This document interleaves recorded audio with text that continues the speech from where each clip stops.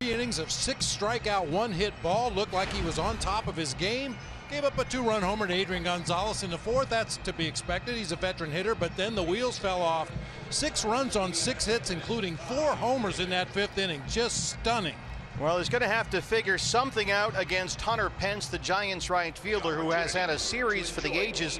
11 plate appearances so far. He's reached base safely 10 times, 7 hits and 3 walks.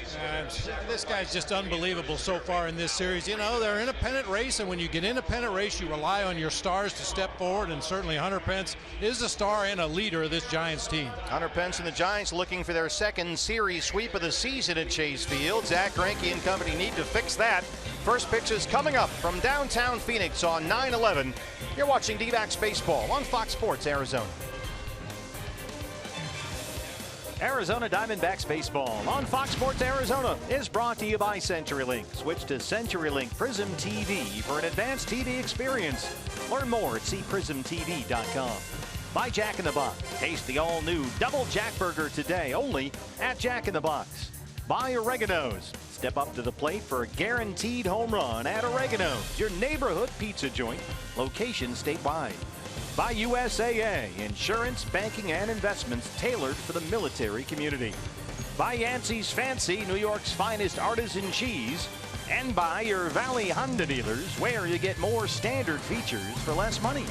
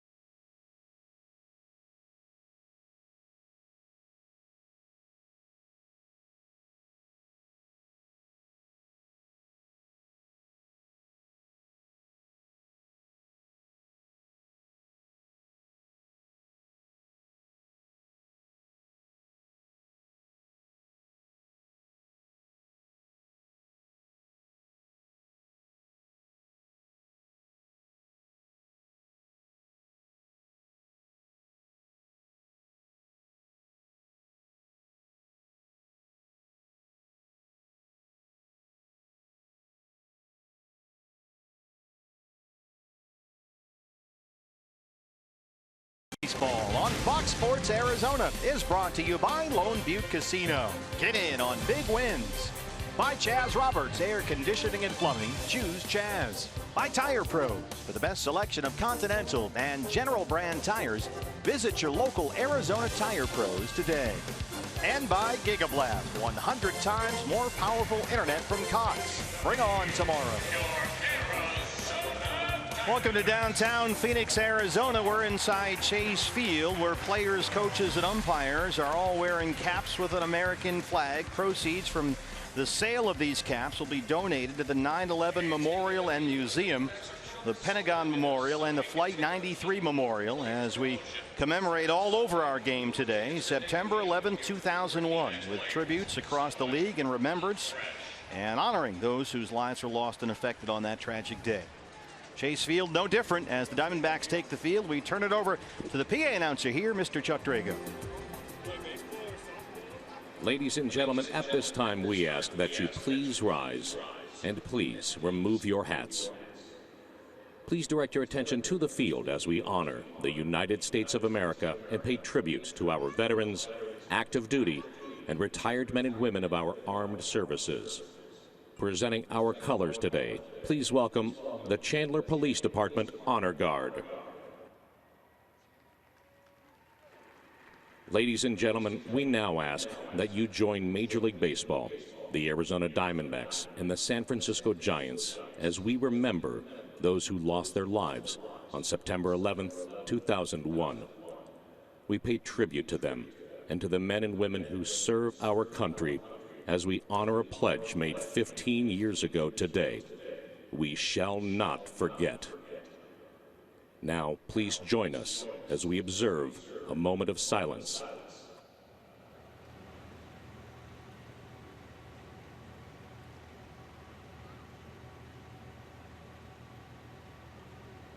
Thank you. And now, in honor of the 15th anniversary of 9/11, and as a sign of unity, the Arizona Diamondbacks and the San Francisco Giants invite all fans to join in the singing of the Star Spangled Banner, performed by D-backs organist Bobby Freeman.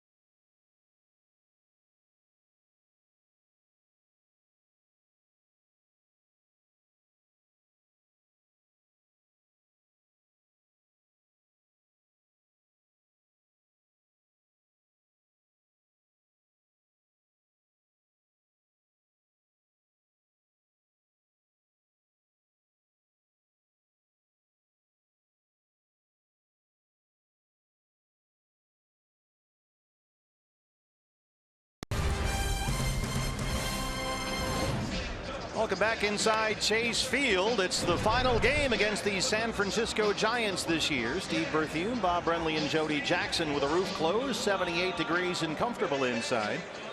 Giants today a chance for the series sweep at Chase. That would give them a 5-5 record on this 10-game road trip, which concludes today. And here is the lineup for Bruce Bochy's ball club. Apparently the printer in Bochy's office is broken, so he's going to use the same lineup he used the first 2 days. Denard Span out in center field, Angel Pagan in left field, Buster Posey doing the catching with Brandon Crawford at shortstop. That guy Hunter Pence out in right field, Brandon Belt at first base, Joe Panik at second, Eduardo Nunez at third base, and lefty Matt Moore on the mound. And your Arizona forward starter for the Diamondbacks is Zack Greinke. An outing last Monday at Dodger Stadium that quickly became a nightmare. He allowed 5 home runs, 4 of them in 1 inning, and did not survive that 5th inning. Charged with 8 earned on 9 hits. He went just 4 2/3. And knowing the kind of competitor that Zack Greinke is, he's been chomping at the bit to get back out on that mound here today against the San Francisco Giants and prove that that start against the Dodgers was just a fluke. Giants begin play today 4 games behind the Dodgers NL West lead. Los Angeles right now, actually that game just finished. They lost at Miami 3-0, so a big opportunity for San Francisco in this ball game today as Denard Span leads it off. Strike 1, we are underway. Span 262, 9 home runs. The 9 homers already a career high.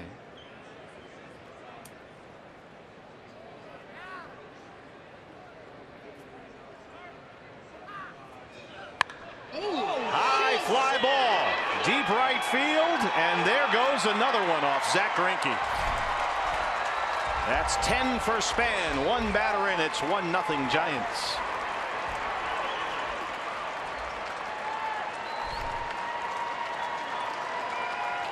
This is how the last one ended. Nothing cheap about it either. Denard Span hit that ball way back into the bleachers in right field. This is a guy that was mired in a horrible slump until he got a base hit in the 9th inning last night and follows it up with this blast to right field to start the ball game today. Yeah, Span's 9th inning single snapped an 0 for 30, the longest hitless streak of his career. And 2 pitches in, he takes Greinke out, and it's 1-0 Giants. Here's Angel Pagan.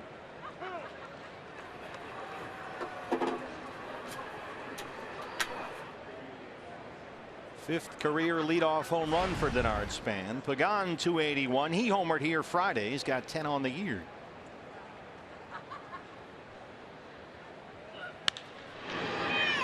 Hopper to Segura at second. And that's the first out recorded by Zack Greinke. Let's take a look at the Diamondbacks defensively. That's brought to you by Nationwide Vision Centers. The outfield left to right will be Brandon Drury in left, Mitch Haniger in center, Yasmany Tomas over in right, Jake Lamb and Chris Owings on the left side of the infield with Gene Segura and Paul Goldschmidt on the right side. Wellington Castillo behind the plate for right-hander Zack Greinke. Buster Posey now. 2 hits, including a triple last night for Posey after he was 0 for 6 Friday.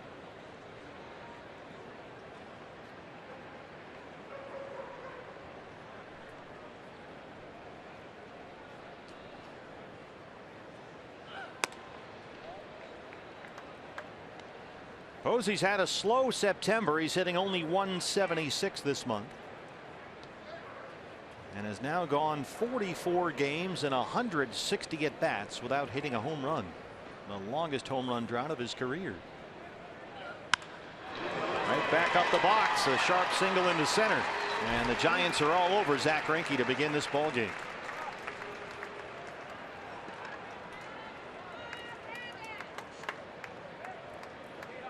Shortstop number 35, Brandon Crawford. Well, you're hoping this is just early game adjustment problems for Zack Greinke. It's not unusual for any pitcher, but especially the front line pitchers in the major leagues, to struggle in that first inning until they get comfortable on that mound, find the right release point, find what pitches are going to be called strikes and what pitches are going to be called balls in the early going. But the Giants hitters aren't even giving him that opportunity here in the first.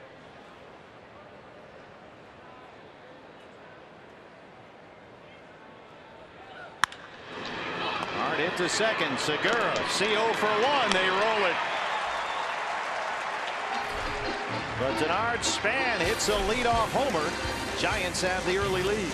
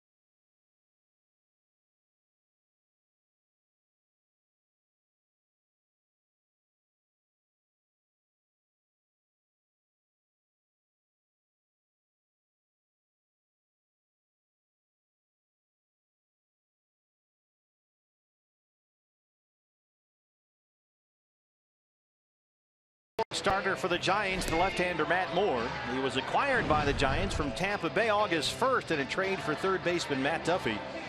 And Moore has won just twice in 7 starts with San Francisco, but he just beat the D-backs August 31st at AT&T Park. Yeah, pitched into the 6th inning of that ball game, gave up 5 hits and 1 run, struck out 7 D-backs hitters.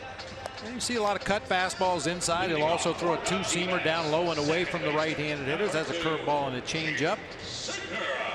Diamondbacks trying to avoid getting swept by the Giants at Chase Field for the 2nd time this year. Here's the lineup for Chip Hale's ball club today. Gene Segura leading it off at second base. Chris Owings at shortstop. Paul Goldschmidt over at first base with Wellington Castillo behind the plate. Yasmany Tomas with a late homer yesterday will be out in right field. Jake Lamb at third base. Brandon Drury in left field. Mitch Haniger getting the start in center, and right-hander Zach Greinke on the mound. Diamondbacks need to snap a 5-game losing streak and avoid getting swept for the 2nd consecutive series after losing 3 at Dodger Stadium before this homestand started. And there's strike 1 to Gene Segura.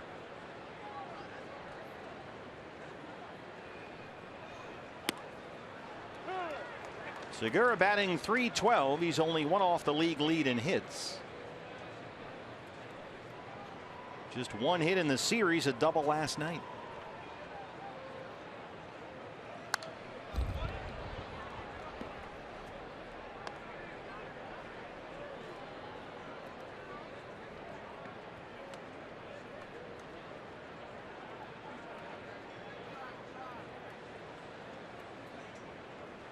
Gene's pace has slowed at the plate just a bit lately. He's in a 3 for 23 right now.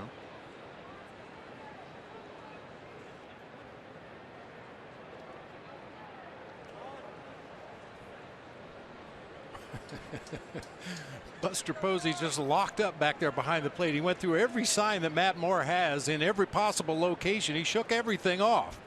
Just ran out of stuff to put down. Ran out of fingers. He did not go, says Dan Isonia. Let's take a look at our umpires right now. Let's start at home plate. Gabe Morales has the balls and strikes. Isonia at first. The crew chief Dale Scott is at second, and Bob Davidson is our third base umpire today. Always good when we start the umpires in order. Go home first, second, third.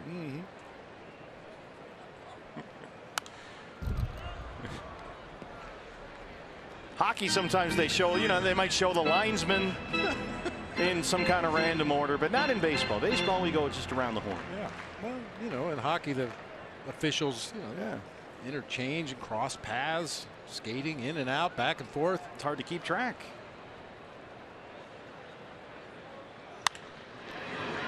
Joe PANIK at second base from the outfield grass. They retire Segura to lead off the ball game. Let's take a look at the Giants defensively. Our eye on defense brought to you by Nationwide Vision Center. Bruce Bochy operating under that "if it ain't broke, don't fix it" theory. Same lineup we've seen in the first 2 games. Pagan in left, Span in center, Pence in right, Nunez and Crawford on the left side of the infield with PANIK and Belt on the right side, Posey behind the plate, and Matt Moore on the mound. Chris Owings back in the 2-hole again. Chip Hale saying that this is something they're going to look at for the rest of the year. Owings hitting second. Here's strike 1 from Matt Moore. Chris at .286. He's got 2 home runs. 0 for 4 last night. That snapped a 7-game hitting streak.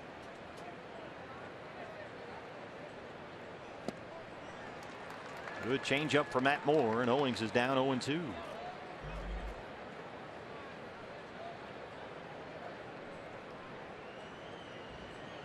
Matt Moore, when he's effective, he's doing a good job keeping the ball down like most guys. But then, just like the last 2 pitches, he's able to put hitters away both with that changeup, which was the previous pitch, and the knuckle curveball that he uses to strike out CO right there. And that knuckle curveball is a big sweeping breaking ball. Occasionally he'll get up on top it, make it more of a 12-6 breaker. Other times he'll drop down just a little bit, make it a sweeping breaking ball, but it has a lot of depth. Paul Goldschmidt, he has singled and walked twice in the series, tied with Joey Votto for the major league lead in bases on balls. Fights off the first one and dunks it into right field. A 2-out single for Goldie.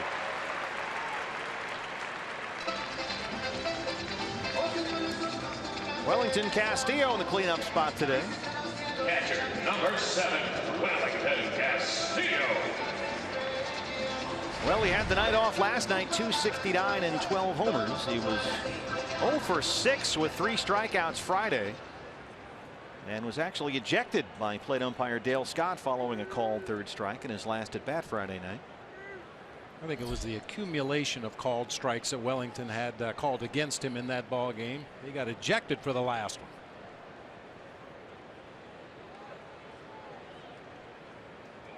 Funny, actually, everybody went up to Wellington Castillo after that game Friday and said, well, what'd you say to him? And he said, I told Dale Scott that's a ball.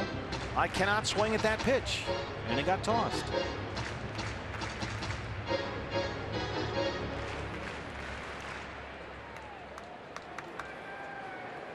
Has an umpire ever been ejected for missing a lot of strike and ball calls? You may be onto something there.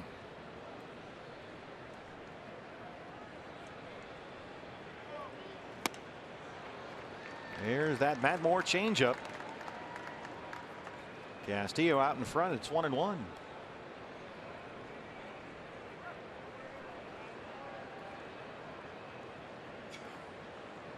Matt Moore 7 strikeouts and only 5 1/3 against the Diamondbacks when they faced him in San Francisco near the start of the last road trip.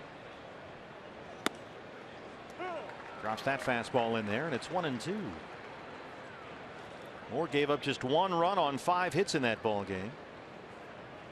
His second win as a Giant after beating the Dodgers with a near no-hitter in LA in his previous start to that. Remember, Corey Seager broke it up with a 2-out single in the 9th. Castillo looks at strike 3. 2 strikeouts for Moore, who strands the 2-out single and leads it 1-0.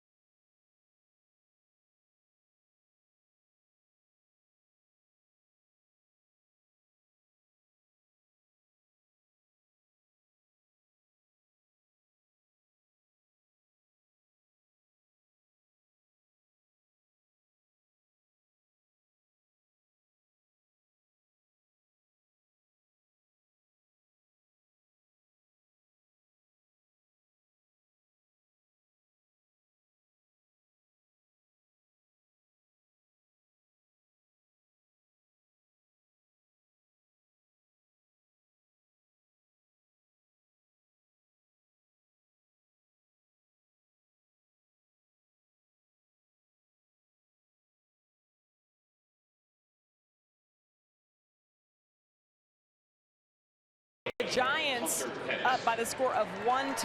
Denard Span with the homer. Jody Jackson with you. And talking about Zach Greinke and his struggles in that Dodger game, guys, I talked to Chip Hale. He said Mike Butcher and Zach Greinke went over almost every pitch in that game. Of course, the game started well for Zach, but really had trouble in that 5th inning, gave up 5 home runs. He said it was about some of the sequences that he got into, not being able to keep Dodger hitters off balance, and that's something that he's got to do today against the Giants. He's given up 2 hits so far, Jody, including the Span leadoff homer, and he's got to figure out something against Hunter Pence here, who has been a massive pain in the neck. 11 plate appearances in this series, and he's reached base safely 10 times and scored 8 runs. 7 hits, 3 walks, 2 doubles, and a home run. He's made a couple great defensive plays out in right field. He's run the bases like his hair's on fire. I mean, this guy is doing everything he can to propel the Giants closer to the Dodgers. And if you go back over Pence's last 3 games, including their game Wednesday at Colorado, he's got 10 hits in his last 13 at bats. Slider from Greinke, and it's 1-2.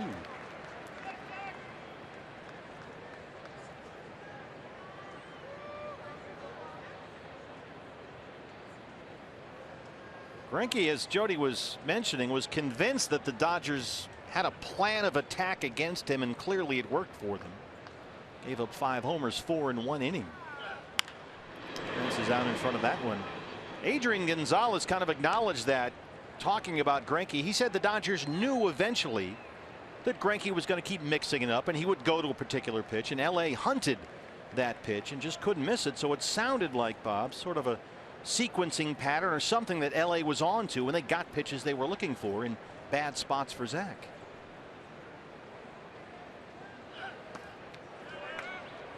Yes, he's able to check, says Dan Isonia. 2-2 on Pence.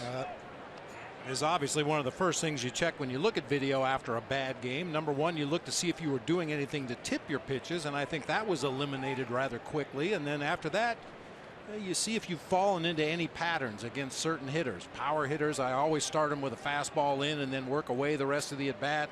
Slap hitters, I always start them with an off-speed pitch, something that would cause the opposing team to almost know what was coming. Well, Greinke tried to zip that fastball in there, but didn't get the call from Gabe Morales, and the count is full 3-2.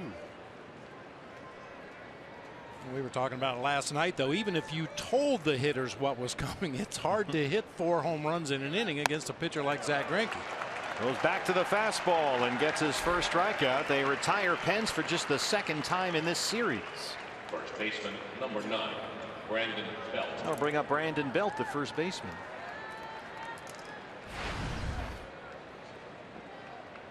Belt 271. He leads the Giants with 15 home runs. Diamondbacks have the shift on. Jake Lamb, the third baseman, right in front of second base umpire Dale Scott. Belt shows bunt, pulls back, takes a strike. It's 0-1. Brandon Belt in this series has 3 hits, 3 walks, 3 RBIs, and 3 runs scored. Guess how many times he struck out? 3. Eli corrects it. And check his swing, and it's 0-2. Good slider there from Greinke.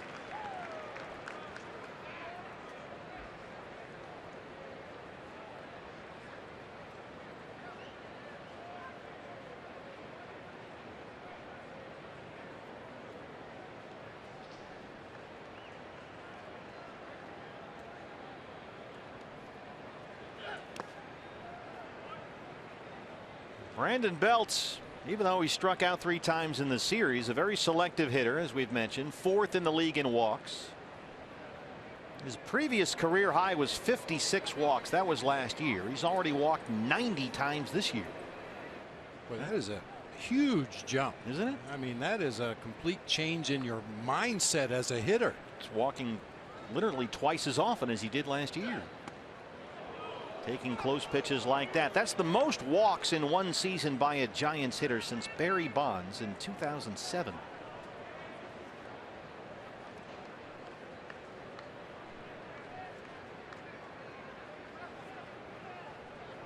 And Belt with that take, back even at 2-2.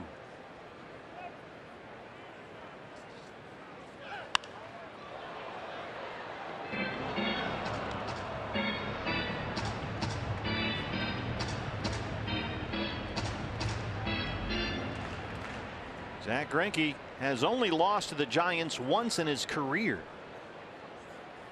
That lone loss versus San Francisco was right here at Chase Field earlier this year, May 12th. 9-1 in 13 career starts against the Giants.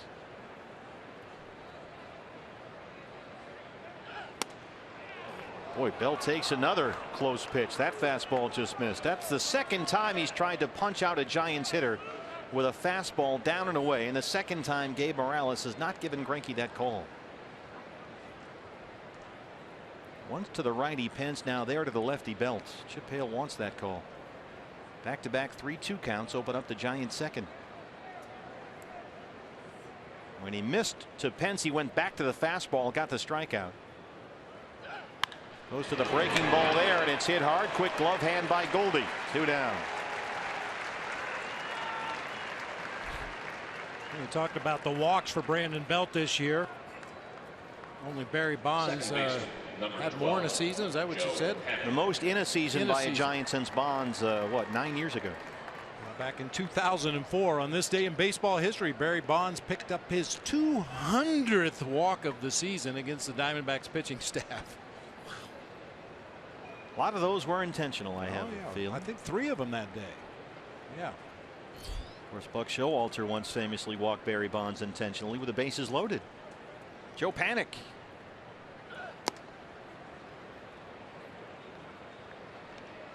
Panik's had a good series. He's got 5 hits, 2 doubles and 2 RBIs. He's hitting .256. Speaking of walks, this is the hardest player in the league to strike out, Joe PANIK. He's punching out once every 11 plate appearances. So he's another tough guy to get. 1-1. Curveball is in there for a strike. I think in the case of Brandon Belt, he just finally realized how quick his swing is. He can really wait a long time, unlike a lot of slugging first basemen. He's got a short, compact swing, quick to the ball, and now he can wait a little bit longer and recognize those pitches better. He has worked a great deal, Brandon Belt, over the last couple of years with the Giants hitting coach Hensley Mullins. They've sort of rebuilt his swing, his stance, everything, and it's really worked out. One of the great nicknames in the game, Hensley Mullins. Bam Bam. Good name for a hitting coach too, Bam Bam. Absolutely. One more time for Goldschmidt at first, and Zach Greinke has a 1-2-3 second. Giants on the span leadoff homer, lead at 1-0.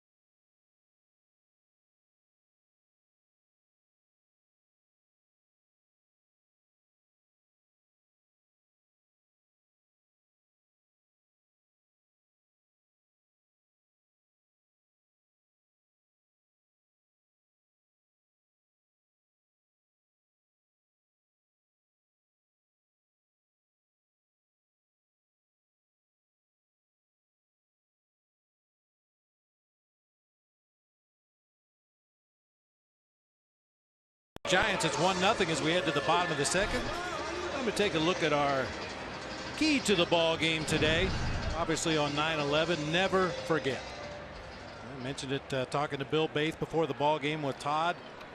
An honor to have Bill Baith here at the ballpark today for all he's done down in Tucson as the captain of the fire department. But not only do we not want to forget what happened on September 11th, 2001, but don't forget what these people do every day to make our lives better.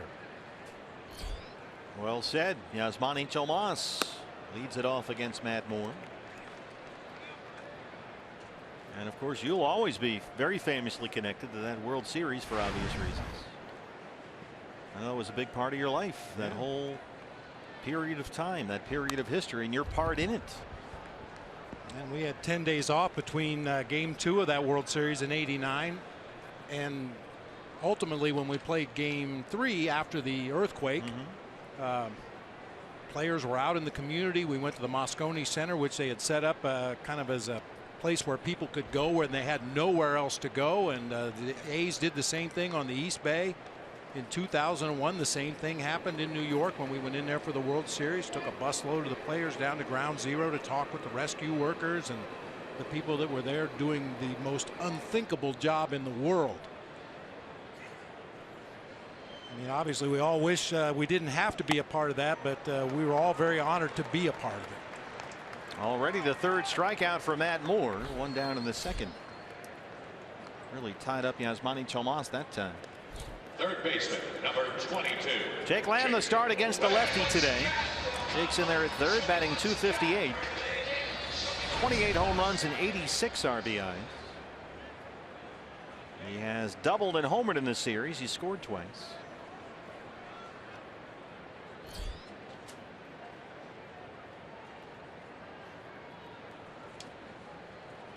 And Moore struck out 3 the first 5 he faced, and he jumps ahead 0-1. Here are the numbers on Jake Lamb. This has been an ongoing theme all year. Right now it's at 156 versus left-hand pitching. That's in exactly 90 at bats, 106 plate appearances. Jake does have 4 home runs versus lefties, and he's drawn 14 walks. So it's always with Jake against lefties part of, well, partly more about the process than the results. It's a results-oriented business, but you want the at-bats to be good. But he's in a hole here, 0-2.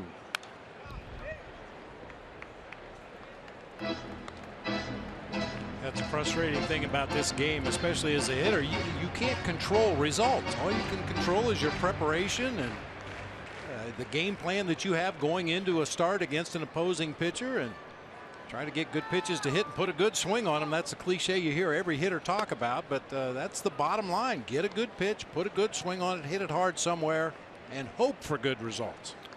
Well, the assumption is, I'm guessing, that if the quality of the at-bats and the process is good for Jake against lefties, eventually the results will be there. That's the idea, yeah. But then you have a guy like Cal Ripken Jr. that if he didn't get a hit his first at bat of a ball game, he had a different stance his second at bat, and he had a pretty good career.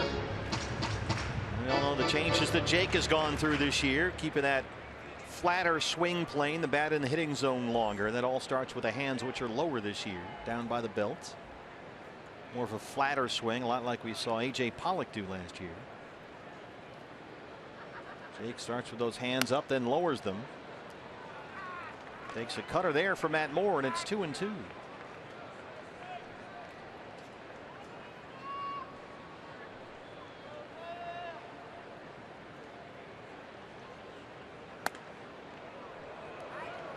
Just missed with a fastball, and this is a good example of a good at bat by Jake Lamb. He fell well behind in the count against a tough lefty and has now worked it back full 3-2. Brandon Drury will be next. And he hammers it deep to center. And we'll see how fast Jake Lamb can run. Span has problems. Here comes Lamb headed for third. And he is in there with triple number 9. Well, how about that at bat against a good left-hand pitcher for Jake Lamb? That's just what they're looking for. You said it. Even getting to 3-2 made it a good at bat for Jake Lamb, but he gets an elevated fastball there at 93 and just rips it into that gap in right center field. Rattles around underneath the home run porch long enough. By the time Span gets it back in, Jake Lamb is on at third base with a 1-out triple. And it really looked like Span thought, Bob, the ball was going to carry him back to him, but instead it kind of went straight up, and that was really the difference that allowed Jake to get to third. An RBI chance for the red-hot Brandon Drury. 3 hits and 3 RBIs in the series already. And he takes strike 1 from Matt Moore. Brandon, 266. He's got 11 home runs. He homered here Friday against Madison Bumgarner, another left-hand Giants starter.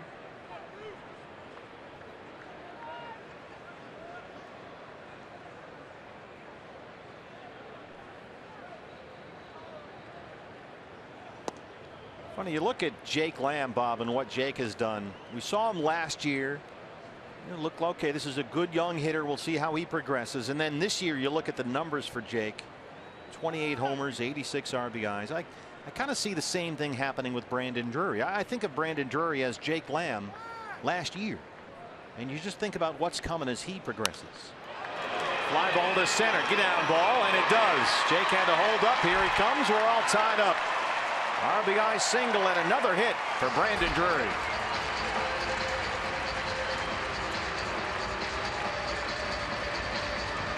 That would be a great progression for Brandon Drury if he can become the hitter that Jake Lamb has become this year. Next season for Brandon Drury. I think both of those guys haven't even scratched their potential yet. Jake Lamb, as good as his numbers have been this year, it's been a real season of peaks and valleys, and I'm sure moving forward he'd like to eliminate some of those valleys, or at least minimize those, and the numbers will creep up even more. Brandon is a hitter, that's for sure. Just a nice easy swing, got the bat head on that ball. Mitch Haniger. Mitch getting the start in center field today. 200 even. 6 RBIs. He is 0 for 6 in the series.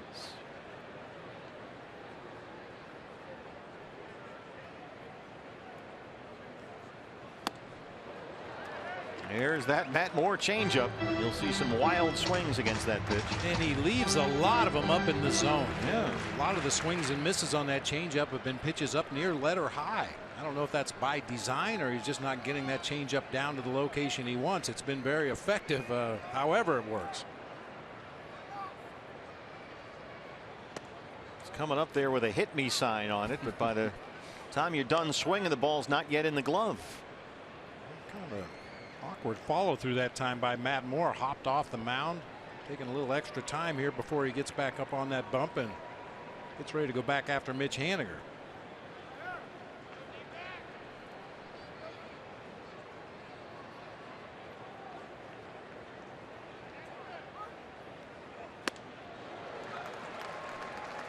Well, we talked about how Matt Moore likes to put hitters away. Fastballs and cutters early. We saw the changeup and then the knuckle curveball for his 4th strikeout. Pitcher number 21, Zach Greinke now.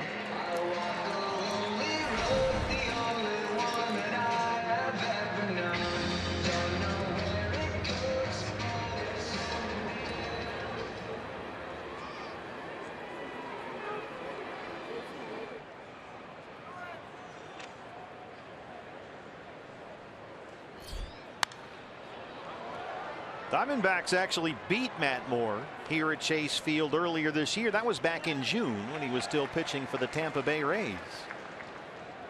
Traded at the deadline for 3rd baseman Matt Duffy. But in that game for Tampa Bay, Moore allowed 5 runs on 7 hits in 7 innings and gave up homers to both Jake Lamb and Paul Goldschmidt. Jake almost hit another one off Moore there in his last at bat. Driving the ball to center. Moore was terrible in his previous start for the Giants. That was last Monday at Colorado. Had a rough time at Coors Field. Gave up 6 earned runs and lasted only 2 2/3. He walked 4 in that ball game. Been very much a mixed bag for Matt Moore as a Giant. He's come out of the game in the 3rd inning, and he's also almost thrown a no-hitter.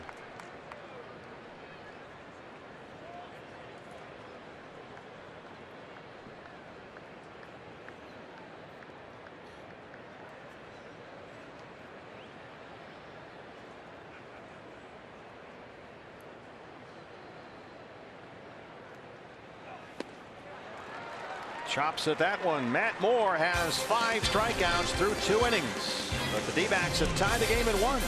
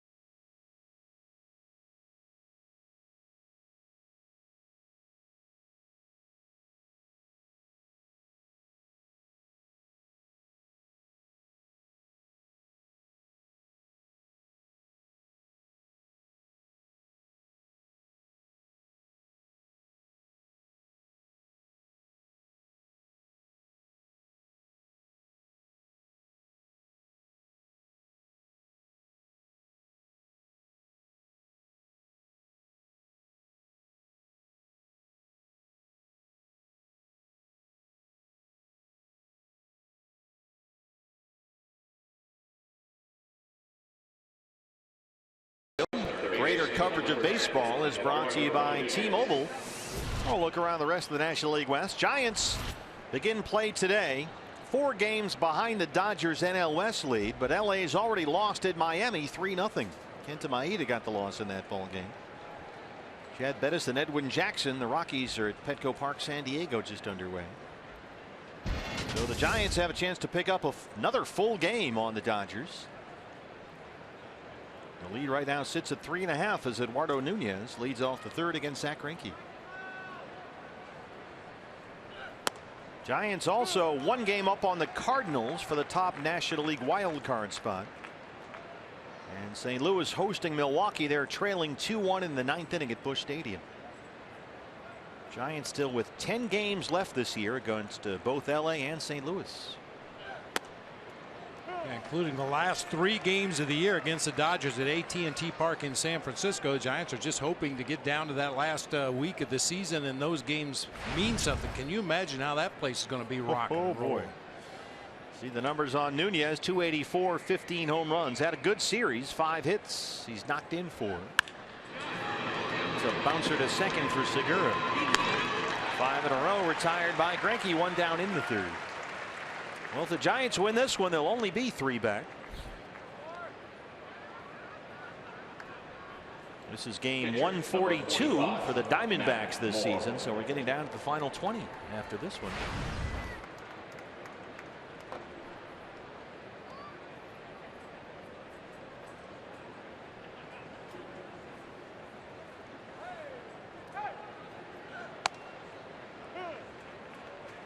First pitch fastball is a strike. 0-1 to the Giants pitcher.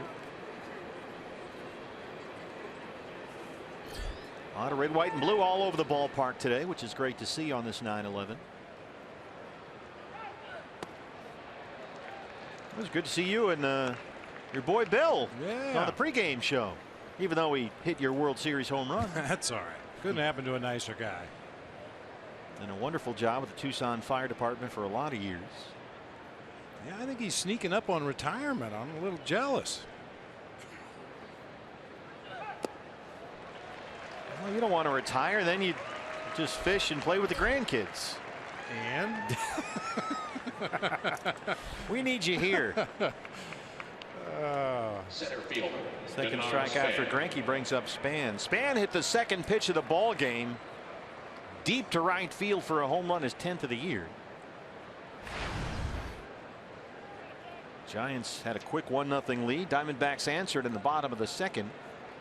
Jake Lamb a triple. Brandon Drury an RBI single.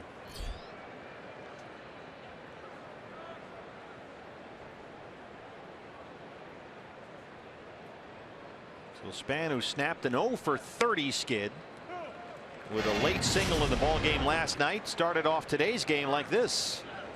It had to be one of Denard Span's longest home runs he's ever hit. That ball was blasted. 10 or 12 rows up into the bleachers out there in right field. A career high 10 homers now for Span, who's down 0-1.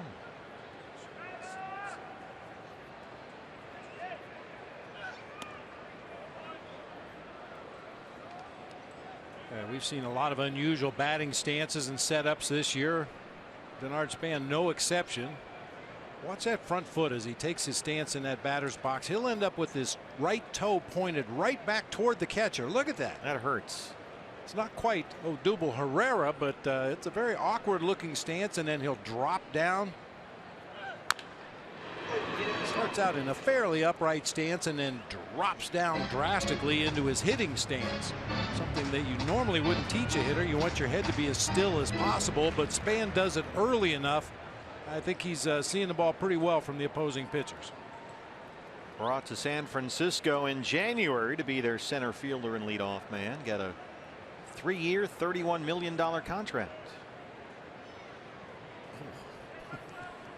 That sure looks like it hurts. Castillo wants it up and in. Left it up a little too high. 2-2. Well, Span has even changed that little drop action that he does. It had been much quicker, much more drastic when we saw him earlier this year. Now he's kind of smoothed it out a little bit. Yeah, it used to be like he was ducking out of the way from a pitch. Yeah. really dropping down into that crouch position, but he just kind of eases into it now. Right there.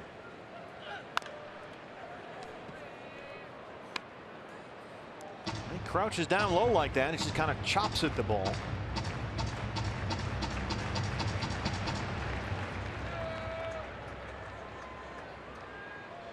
A lot of questions about how he would hold up Denard Span. He's 32 years old now. Only played in about 60 games with the Nationals last year. He's had lingering back problems and a couple of hernia surgeries as well. Hip surgery. The medicals have been a mess, but he's for the most part been healthy this year. And he's worked the count full 3-2. Had a torn labrum in his hip, needed surgery last September. Angel Pagan would be next.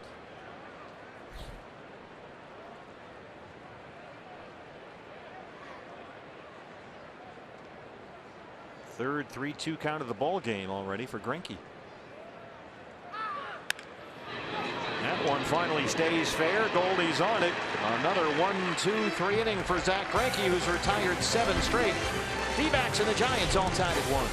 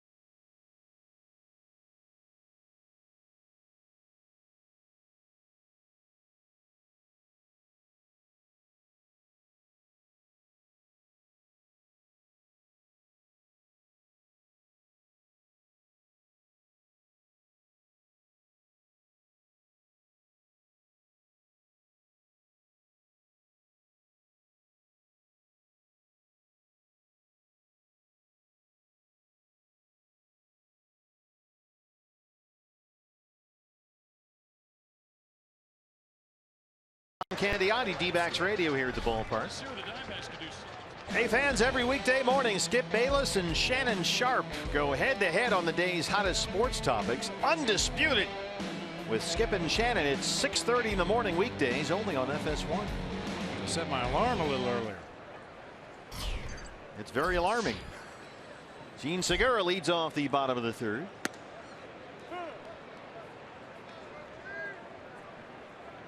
Gene grounded out his first time up. He's stuck in a 3 for 24 right now. 1 hit in the series, had a double last night. This is sky to right for Pence.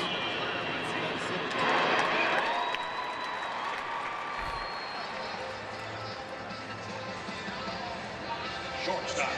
Chris Owings, a strikeout victim his first time. July 30th was the last day that CO played center field. He was the shortstop the next day and has been ever since. And from July 31st on, he's hit almost 320.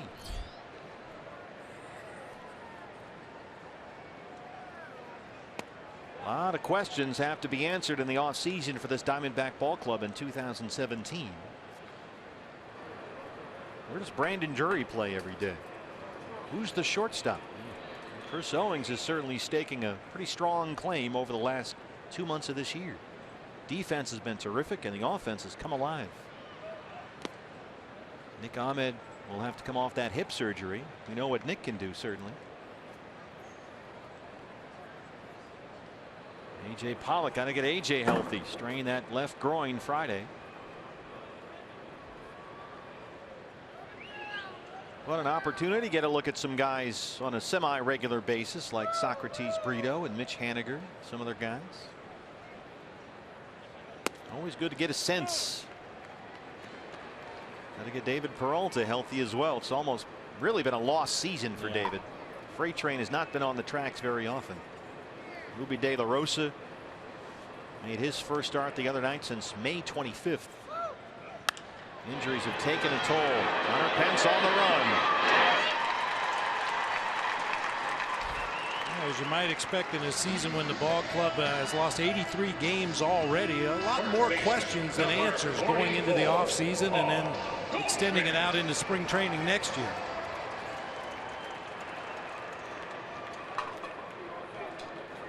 It was all supposed to go together and almost, well, really immediately.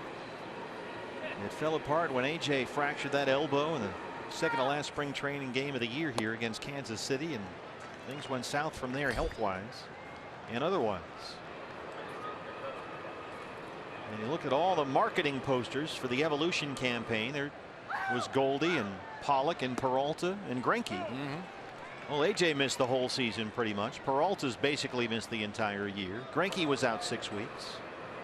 Ruby missed a whole bunch of time. It's on and on and on. No Nick Ahmed right now. Chris Herman missed 2 months with a hamstring, came back, broke his hand. It's just been that kind of year.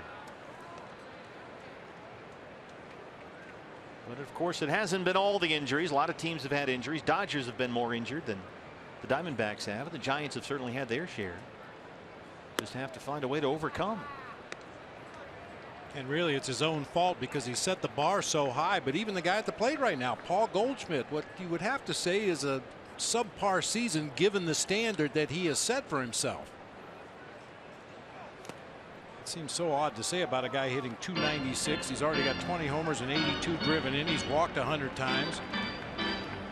Played stellar defense down there at first base. He's stolen 24 bases on the season.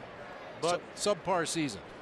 It's been exactly 50 games now for Goldie since the All-Star break, and in the second half of the year he's got 5 homers and 24 RBIs in 50 games. We're used to seeing a little more. Like that. Hits it hard on a button. Another humpback liner off the bat of Goldie, who's 2 for 2. Haven't quite heard that sound as often as we're used to.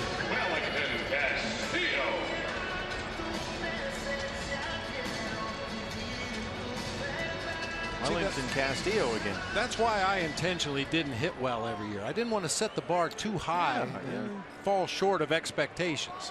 You know, mix in a 220 a year every now and again. I don't know. 84 and 85, you started putting up some numbers. Yeah. There was a lot of talk. All-Star game 84. What do you hit? 19 homers in 85, something like that. Yeah. Well, I mean, that's big league hitting. It's a couple good road trips for most hitters.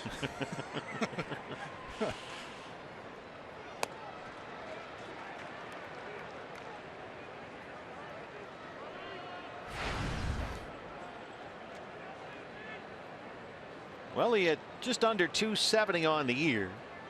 He's had good luck against lefties this year, and even 300 versus left-hand pitchers with 7 home runs.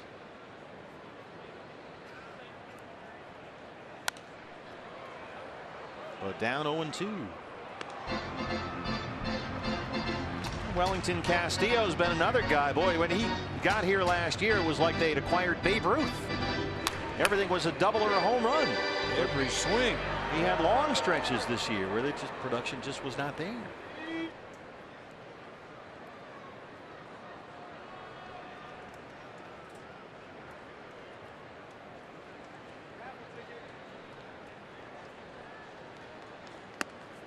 Throw it down to first, and Goldie's back in time. Buster Posey catching the day game after the night game. Every game is critical for Bruce Bochy's ball club right now, so you can get a rest day in the winter.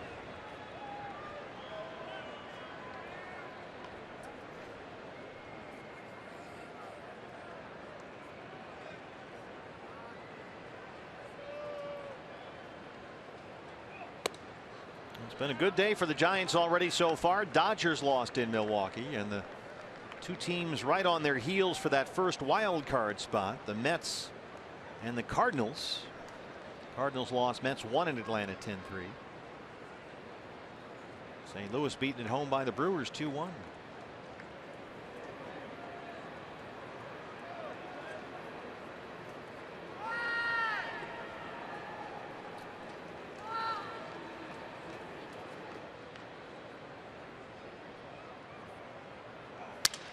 Broken bat, hopper off the mound right to Panik, who steps on the bag, and that's the inning. We are through 3 at Chase Field. The Giants and the Diamondbacks all tied at 1.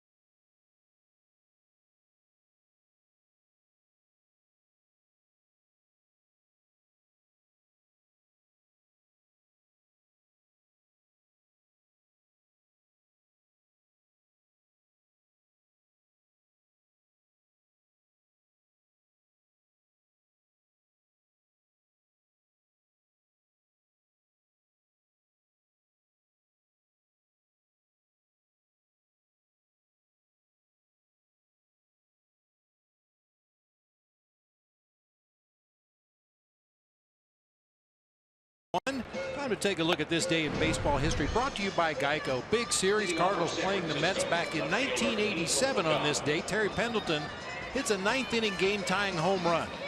And the game went into extra innings, and eventually it was a 6-4 win for the Cardinals. Now, that's not the whole story, however.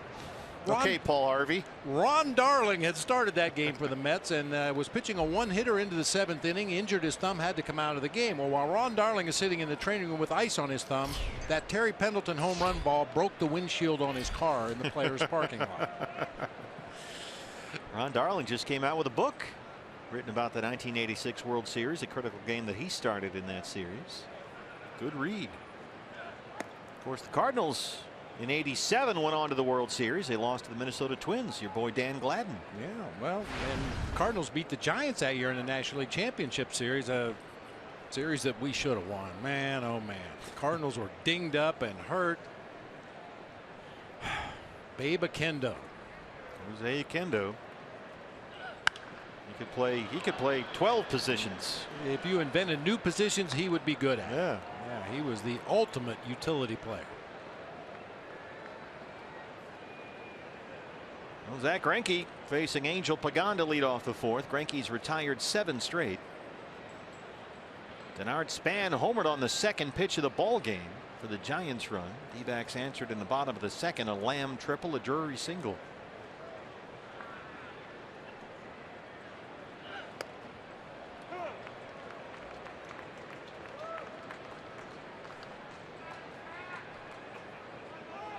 I never thought about it, but listening to you talk earlier, you were involved in the Earthquake World Series and the 9/11 World Series. That's kind of remarkable. I'm not sure we should let you back in the postseason. Forrest Gump-like. I end up in these crazy situations. It seems like my career was noted for odd things that happened. Well, we don't want to bring up the third base thing. And Terry Mulholland got a ball stuck in his glove on the mound, threw it over to first base, ball, glove, and everything, and I was playing first base that day. And everybody says you just Should have thrown the glove around the horn. Just brain cramp. That would have been great.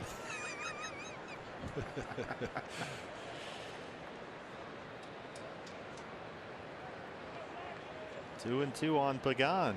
And talking about that '89 series, the Giants against the A's, that really the only chance we had that year was for the series to continue in a normal fashion. And we got Dave Stewart and Mike Moore in games 1 and 2 against the A's. That one hit hard to Segura. Another nice play by Gene.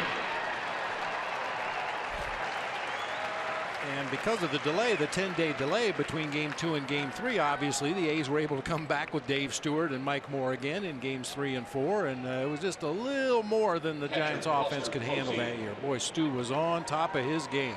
Boy, he was it for that 4 or 5 year run he had. He was unbelievable. Buster Posey singled up the middle his first time up.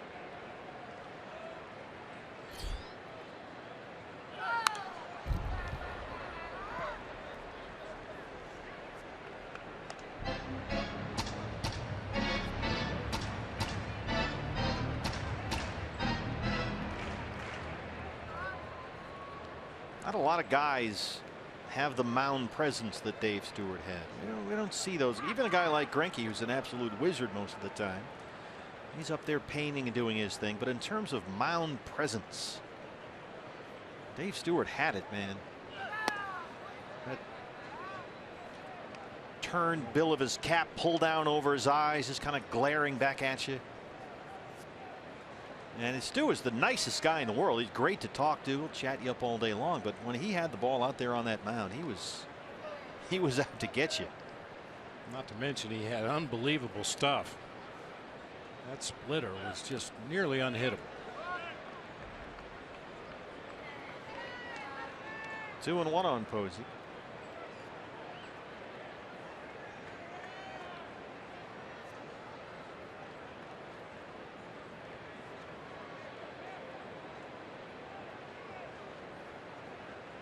A lot of guys back then had mound presence. Even a guy, Pete Vukovich, who was here with us in spring training, he had tremendous mound presence on that '82 Brewer ball club. Dave Stewart in Oakland, Randy Johnson, tremendous mound presence. Just don't see a whole lot of that anymore.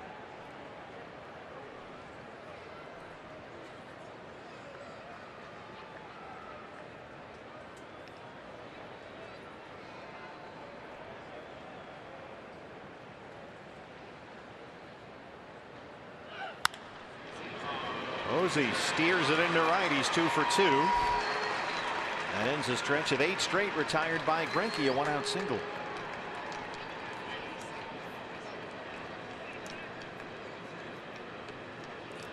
Brandon Crawford hit into a double play to win the first inning in his first at bat.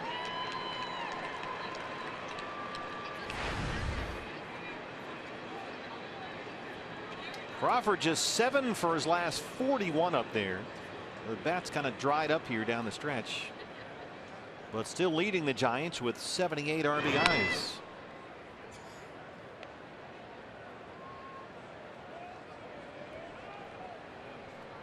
And I mentioned it last night, playing a premier position like shortstop and playing it extremely well the way Brandon Crawford does, and the fact he's played in every game save 3 for the Giants this year. 138 starts in 141 ball games.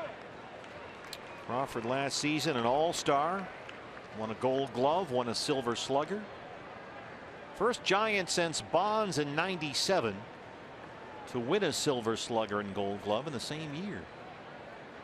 And he has become, we've talked about this a lot with Brandon Crawford, he used to just be a defensive guy, but now he's a big run producing bat, leading them in RBIs and hitting cleanup a lot. 0-2.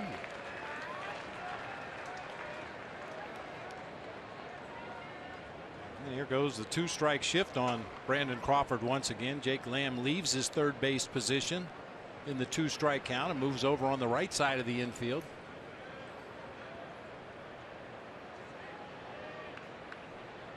Giants stepped up to the plate in the offseason with Crawford. He got a $75 million extension.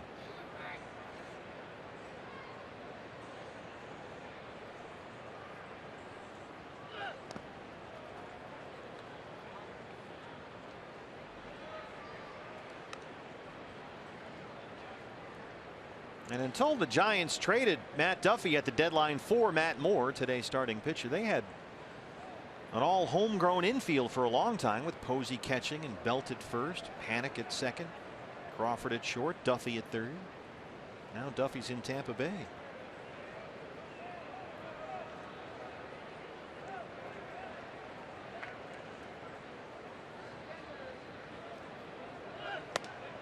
Two and two. A little like the Dodgers used to do when they had Garvey and Lopes and Russell and Say kind of all came up together through the system, and then a little bit later on Mike Marshall and Steve Sachs and Dave Anderson all came up together as a group.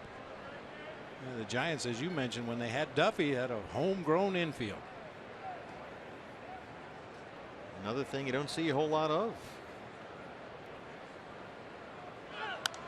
Well, that Dodger infield, growing up as a kid, I mean, they were there every year.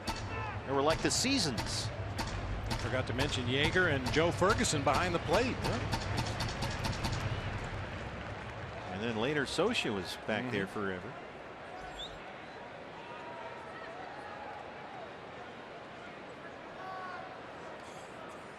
Didn't quite go back as far as Brooklyn, but you get the point.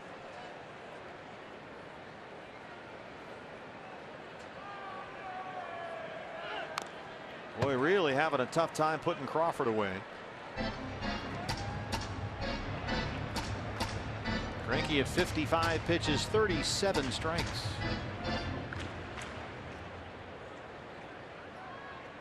He's given up 3 hits. He struck out 2.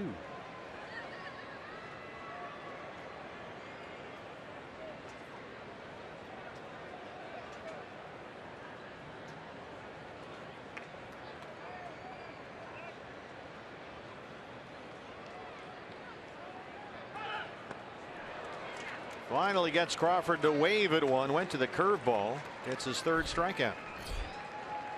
You know, sometimes when you get a guy in swing mode up there like Brandon Crawford was, the best thing to do is throw something out of the strike zone. Backdoor breaking ball there never was on the corner of the plate, and Crawford just trying to stay alive in the at bat and foul off the tough one, swings right through it. Well, now he's got to deal with Hunter Pence, who struck out to lead off the 2nd inning. Just the 2nd time in this series the Diamondbacks have retired Pence, who has 10 hits in his last 14 at bats. Buster Posey at first and 2 outs. Low curveball. Zio has it. Segura has the force, and that's the end of the inning. D-backs and Giants with Zack Greinke on the mound, all tied at 1.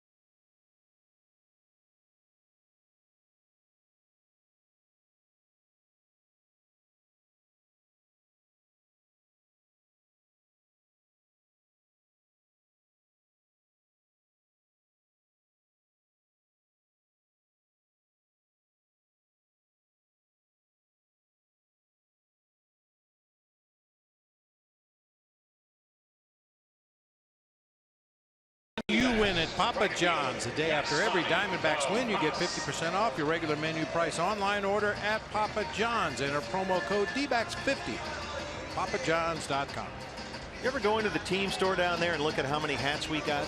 They got 1 million hats. 1 million different designs. It's unbelievable. I mean, you can pick your logo, your color combo. It's incredible. Fitted, unfitted, whatever you want. We got it down here. Decisions. It's not easy. Tomas will lead off the 4th against lefty Matt Moore. Sends this one out to Pence. He's run down everything in that corner in this series.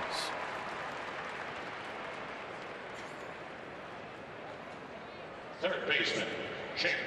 Big at bat for Jake Lamb, his first time up against Matt Moore. He fell down quickly 0-2. Really battled, got back 3-2, and then laced a triple to deep center field. Really good at bat against a left-hander for Jake.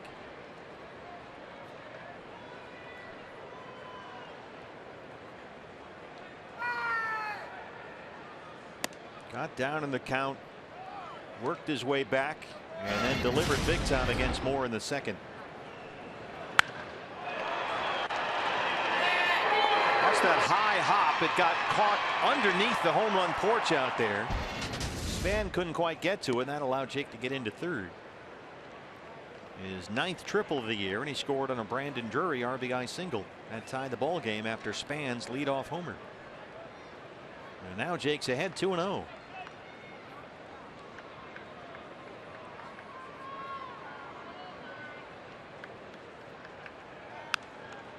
Oh, it got Brandon Drury in the on-deck circle.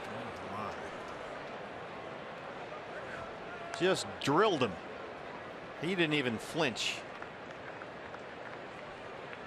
That came straight back and nailed him.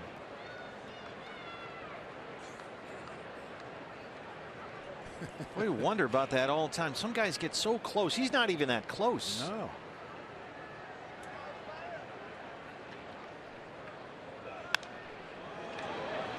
I mean, it's a weird angle. So watch this. Coming straight back to the on-deck circle.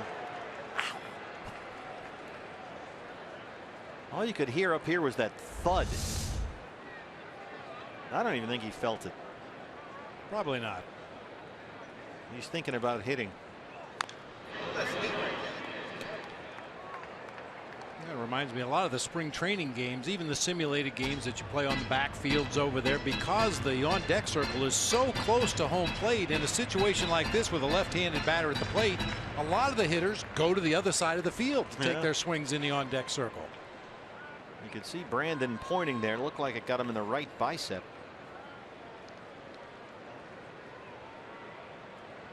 He is so focused on getting up to that plate and taking the at bat, he probably doesn't even realize he got hit. He didn't notice. Oh, Jake tried to check, but really got tied up there with a changeup.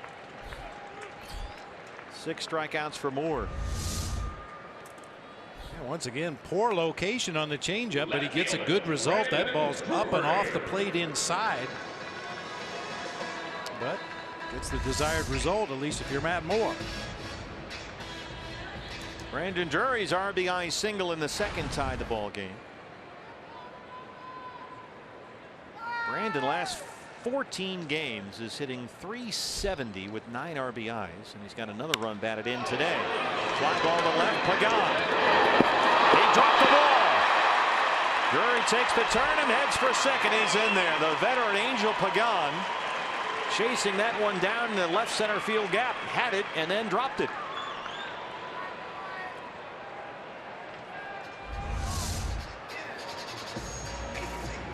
Oh, no, off the thumb of the glove, rolled up his arm.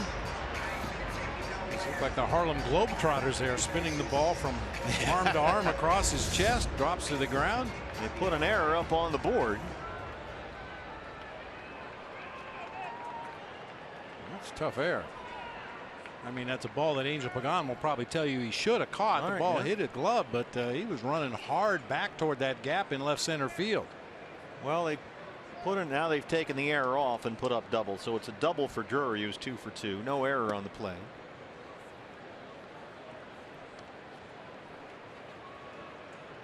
And the batter is Mitch Haniger, who struck out his first time.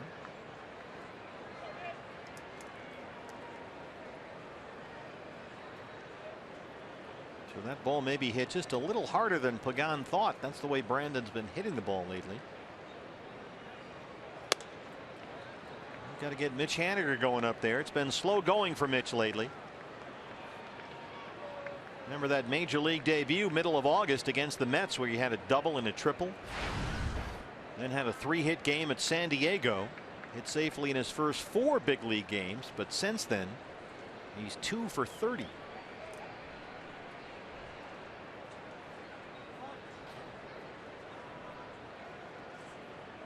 And now at 196 on the years, POSEY wants to talk it over with more. They're behind 2-0.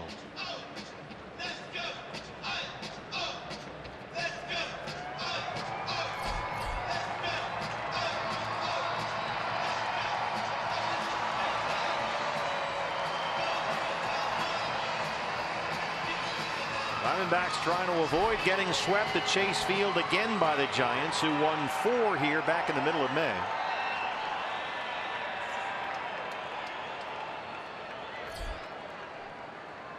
They were down 1-0 after the Span leadoff homer. Tied it on the Drury single. Now Brandon's at second with 2 outs. And Haniger's ahead 3-0. You've got the pitcher Greinke on deck.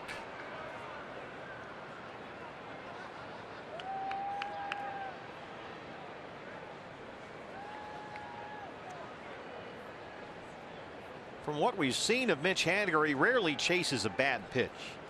So you're not going to get him to swing outside the zone or expand. And sure enough, he lays off that, and they'll work to Greinke. First walk issued by Matt Moore. Pitcher, Zach Greinke. Greinke struck out his first time up. Drury's at second, Haniger at first, and 2 outs.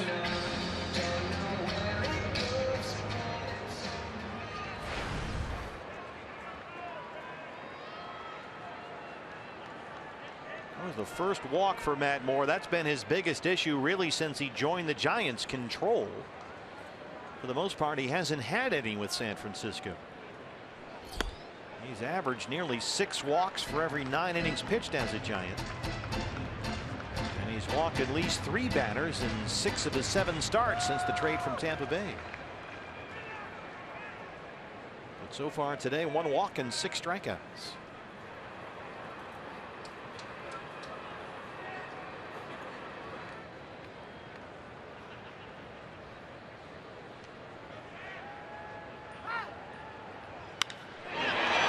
Is one, but Crawford is there. Matt Moore strands 2, keeps it a 1-1 ball game.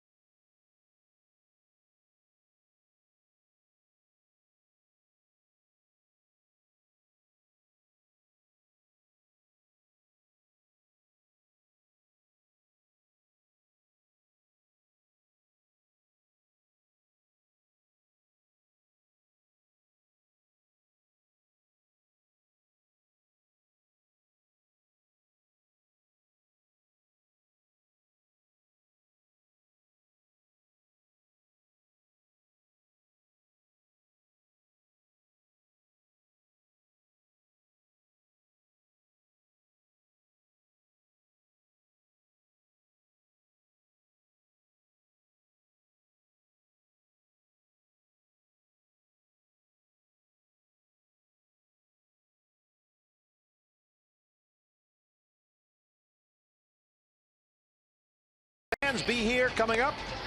D-backs and Dodgers at the end of this homestand, September 15th through the 18th. And Saturday is David Peralta bobblehead day. That's courtesy of Ram Trucks. Get your tickets right now at dbacks.com. And here with the actual David Peralta bobblehead is the lovely Mike.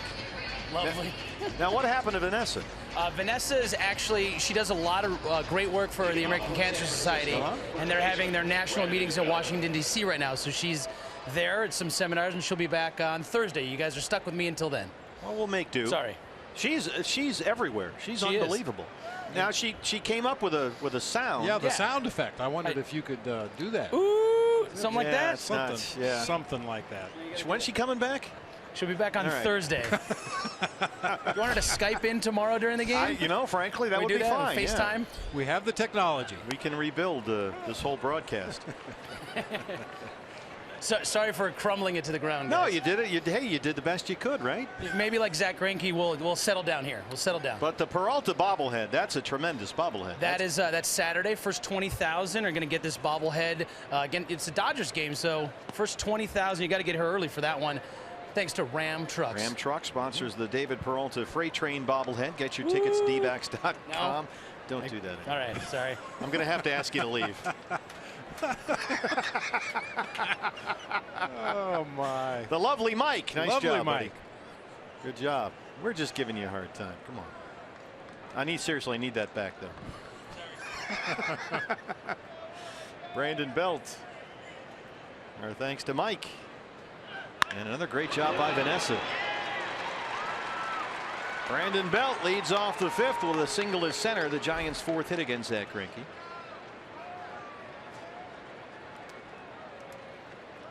Zach now at 60 pitches, 41 strikes. Second baseman, Joe Panik. And he'll deal with Joe Panik.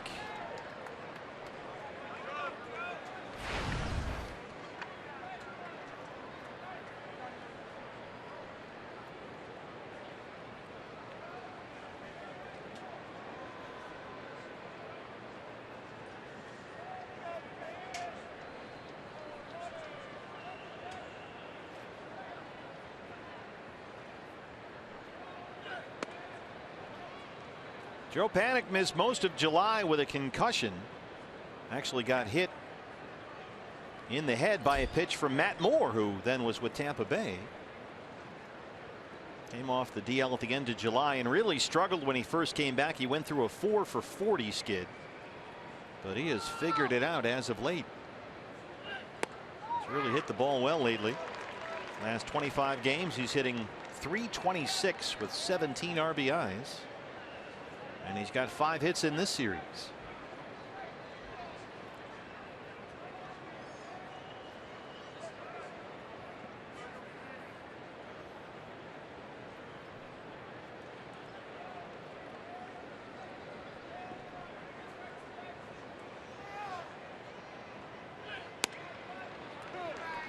Fastball's a strike, and it's 1-2.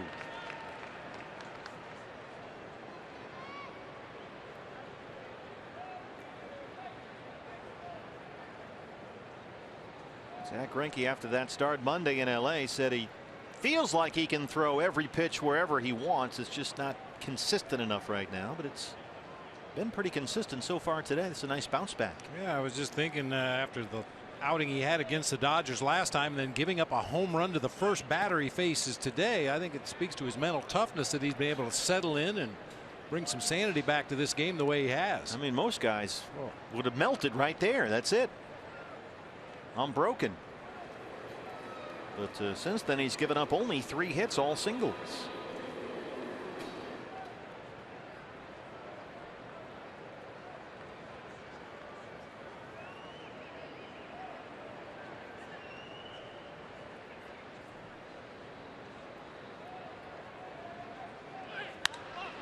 And it gets one in the air, pretty deep right center. Tomas calling for it, and he's got it nicely done by Yasmany to get over there.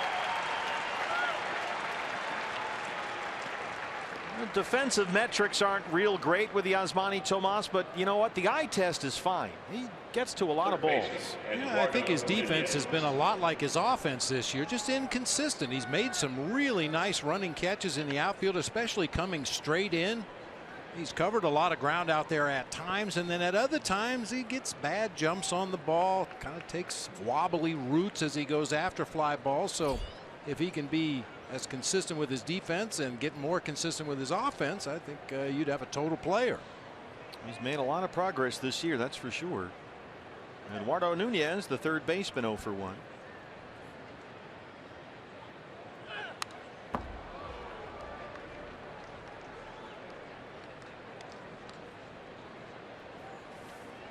Nunez with a 7-game hitting streak. 5 hits in the series already. He's driven in 4 runs.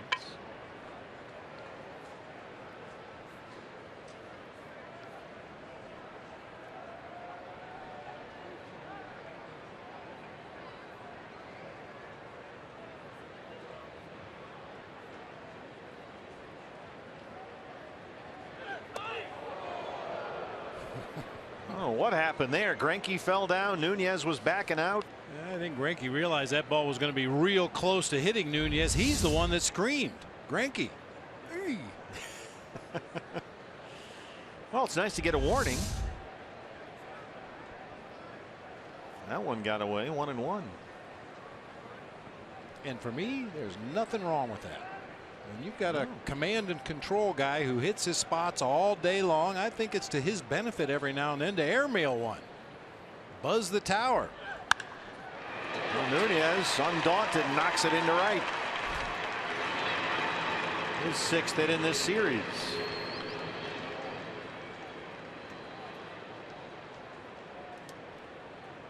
Follow Arizona Diamondbacks baseball live with the MLB.com at Bat app. Stay up to the moment at any moment with game day, live game video highlights, StatCast, news, and more. Download MLB.com at Bat, the #1 app for live baseball on your phone and tablet.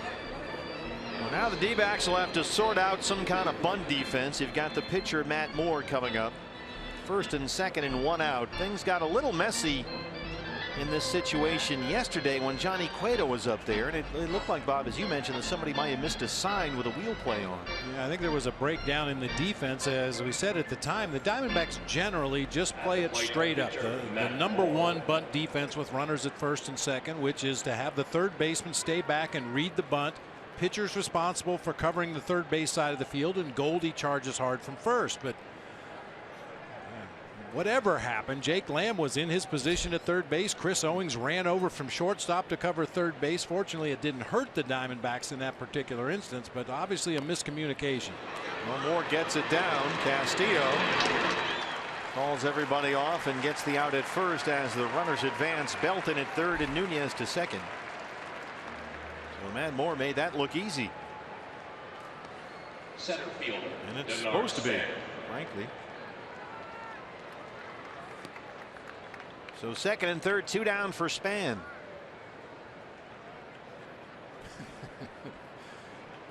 I've heard it said a pitcher has 3 jobs. They run, they throw, and they bunt. Sounds good. Yeah. A lot of time that 3rd one's a little tough for most guys. Well, Span hit the 2nd pitch of the ball game out for a leadoff homer. And he's got a chance here, 2 on and 2 down.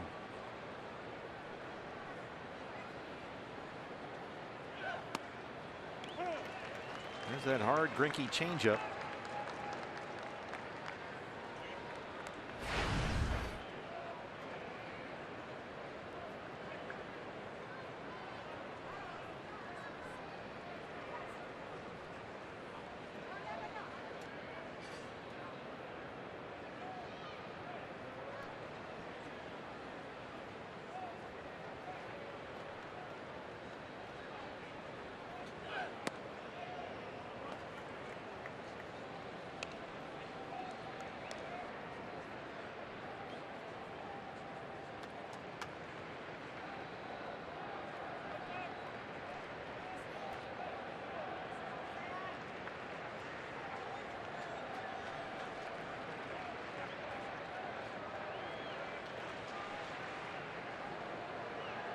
All in a strike to Span. Backs up Goldie at 3rd. Greinke's there, and Greinke strands 2. We'll head to the home half of the 5th. It's still a 1-1 ball game at Chase.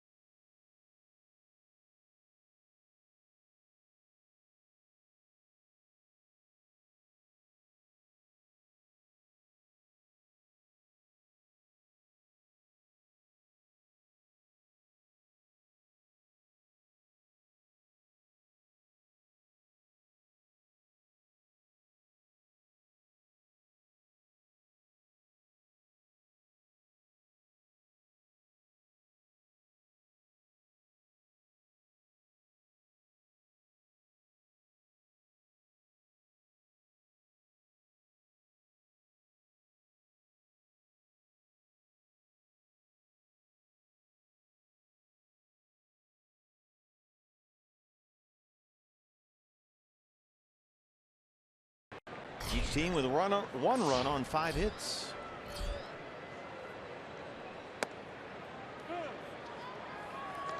Denard Span a leadoff home run. Brandon Drury an RBI single in the second. All the scoring so far. Segura is 0 for 2.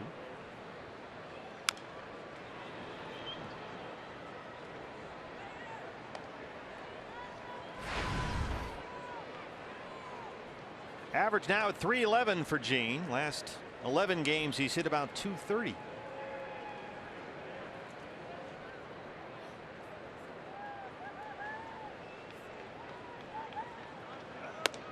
It's kind of been that way for Gene Segura. Every time he has a little stretch of 25 or so at bats where he only gets a couple of hits, you think, okay, sooner or later he's got to come back down to earth, and then he'll get 3 hits, 4 hits, 4 hits, 3 hits, and off he goes.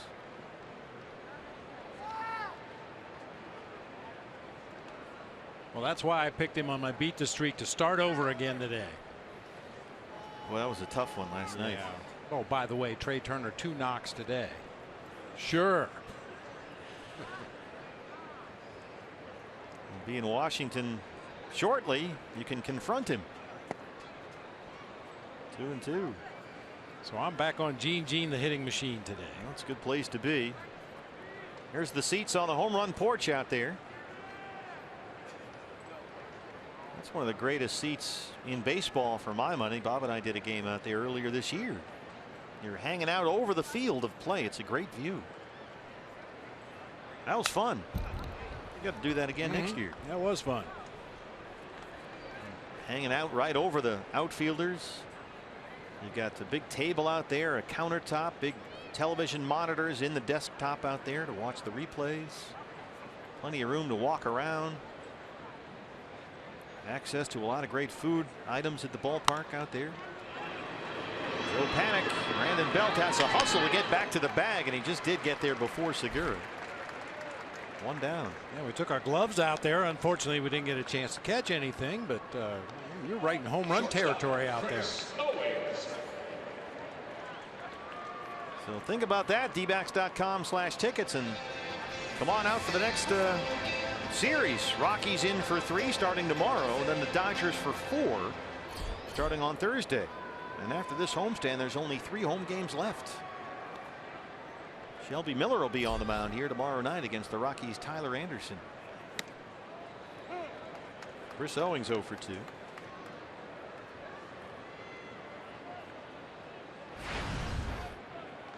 What do you think about Chris Owings? Chip Hale talked about this, not just hitting in the 2-hole because he's got a lively bat, but he's also an athlete up there. Gives you a chance to do some things on the bases. And we'll see that athleticism right here. It gets by Nunez. Pagan has it in the corner. Another hit for Chris Owings. That's his 21st double. And the beat goes on for CO.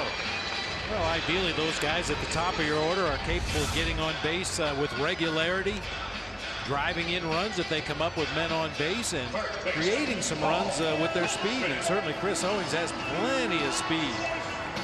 Yeah, Chip Hale likes it. Another guy that can get up there at the top of the order and wreak some havoc on the pitching. Chance to take the lead. He's at second, 1 down for Goldie. He was 2 for 2.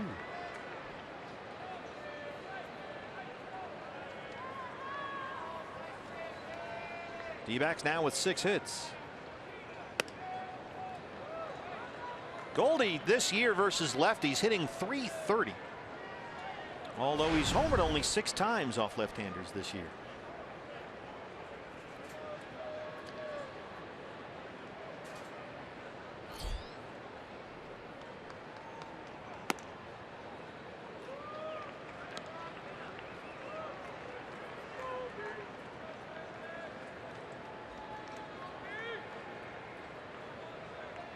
Paul just celebrated a birthday yesterday, turned 29.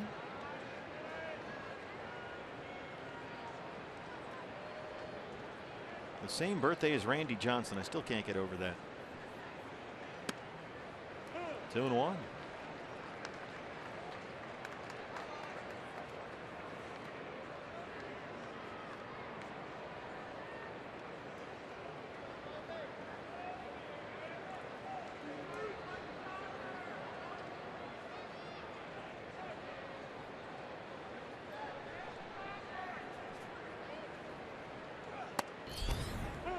Fastball's in there, 2-2.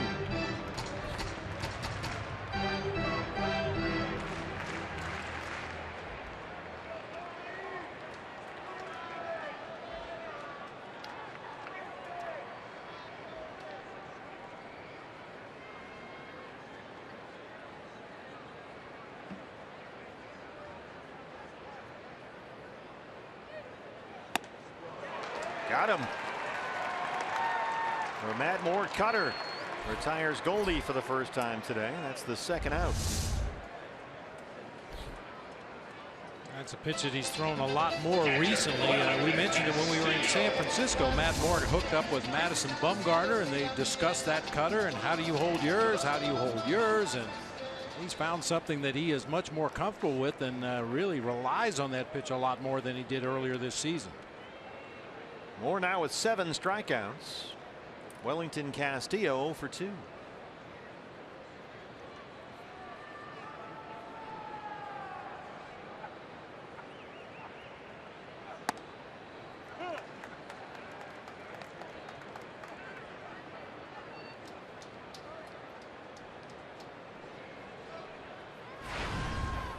Last time the D-backs faced Matt Moore, he had 7 strikeouts. Went just 5 1/3, however.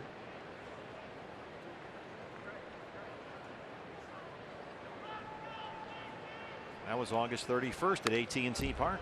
0-2 on Beef Wellington.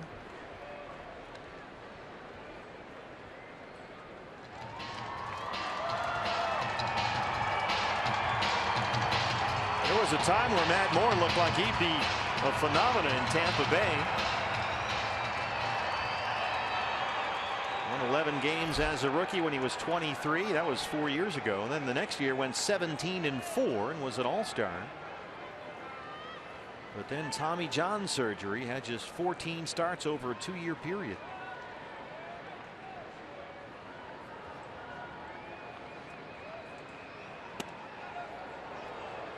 Tried to drop that backdoor curveball in there, but it's 1-2. Moore just turned 27 years old in June. He's out of New Mexico, an 8th round pick by Tampa Bay in 07.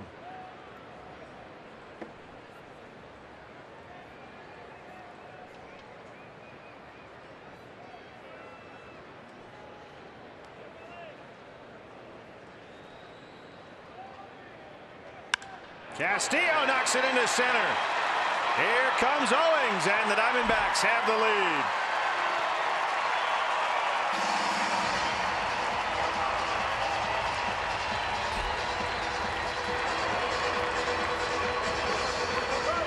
Probably caught a little more plate than he wanted right there, but Matt Moore with another cutter. That ball works its way right back to the middle of the plate. You can see it knuckling as Wellington lines it into center field for an RBI base hit.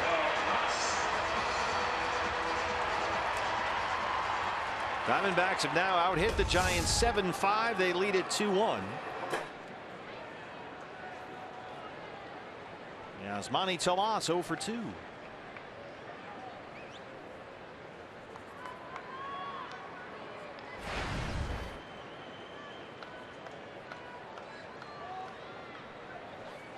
Tomas got his 28th home run last night with 2 outs in the 9th inning.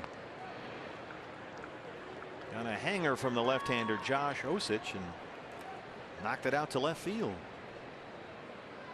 It's one thing that Yasmany's done a lot more this year. It kind of simply just gets the ball up in the air more than he did last season. A lot of ground balls last year. It's a lot easier to hit home runs when it's up in the air. It seems an overly simplistic observation, but when you look at the numbers and you watch Yasmany play every day, he's getting it up and out of here.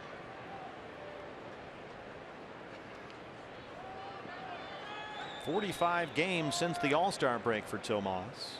15 home runs and 33 RBIs.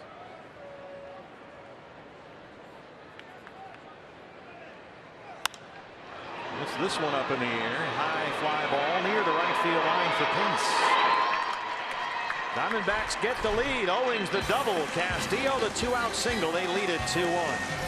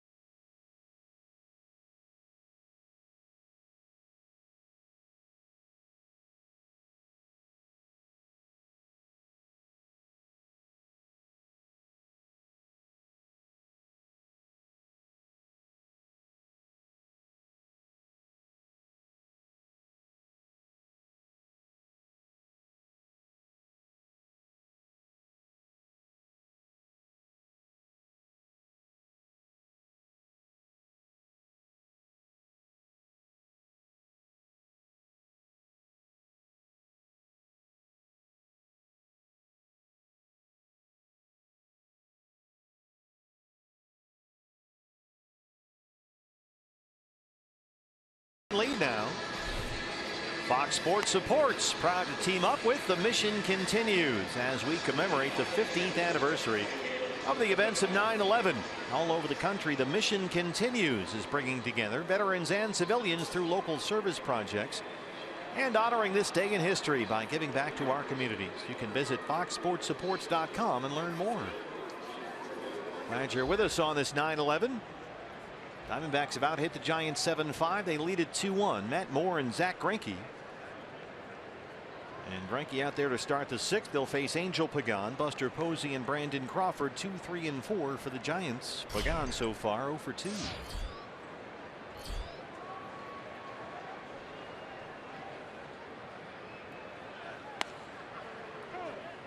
Drops that first pitch curveball in for a strike, and it's 0-1. Pagan has twice grounded out to second today. And 3 hits in the ball game last night, including a triple, and homered here in the opener on Friday.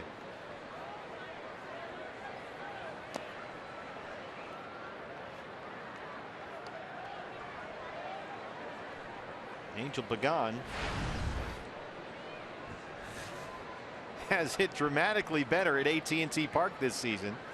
You can see nearly 330 at home, but he drops below 240 away from San Francisco. That one is slicing foul. Suddenly there are some giant dinosaurs that have appeared just behind home plate. Not sure what this is about. And a gorilla? Sure, why not? Well, the kids are chasing the dinosaurs. They love dinosaurs. Looks like the gorilla's running the show. Not often you get the chance to high-five a T-Rex. Or low-five in this case. They're just, pardon me, excuse me. Excuse me. Pardon me. I see your ticket. I think you're in my seat. Do you argue with a T-Rex when he tells you you're in his seat? Oh, the gorilla's in the middle. Yeah, those guys behind the dinosaurs are really happy. Oh, yeah, they're thrilled, aren't they?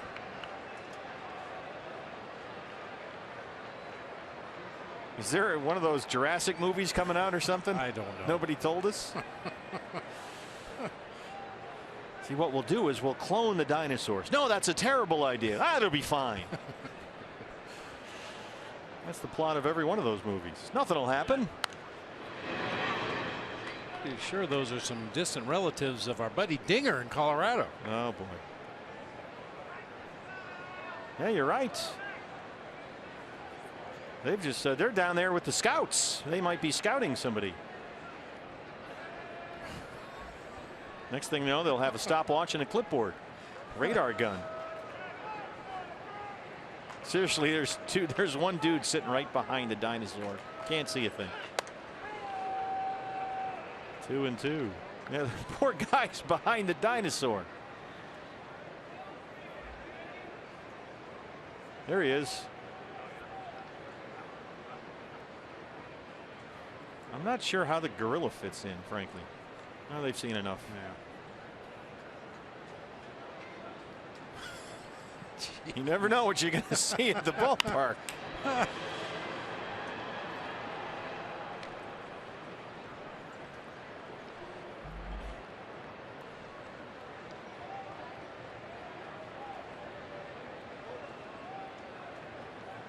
For all we know, that could be our director, Phil the Iron Horse Malika, and our producer, Brad the Big Dog Weimer, who are rarely here with us.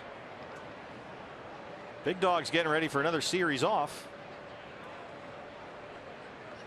Phil Malika continues to be all in. Oh, that one just missed somewhere for Gabe Morales, and the count is full on Pagan. 3-2. 80 pitches now for Greinke, 54 for strikes. It looked like Zach Greinke with a little quick pitch of his own right there. Yeah, just kind of slides into that delivery. Tried to catch Angel Pagan unaware that time. Just missed off that outside corner. You saw Wellington Castillo try and snatch that up toward the corner, but Gabe Morales wasn't fooled.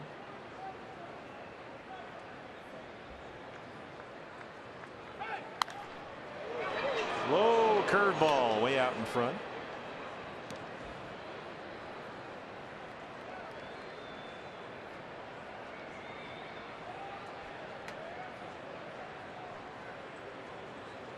think the Dinosaurs are coming up here. They're making their way onto the concourse.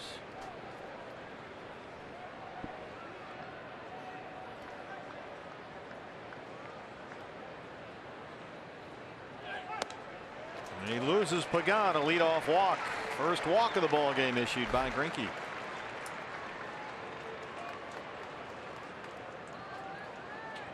Buster Posey 2 for 2, a pair of singles.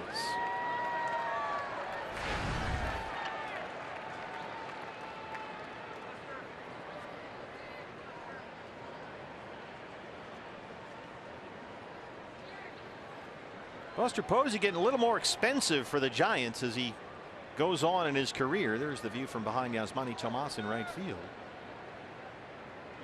Remember, he got that 9-year contract 3 springs ago, Buster Posey. And he's a $20 million a year player right now.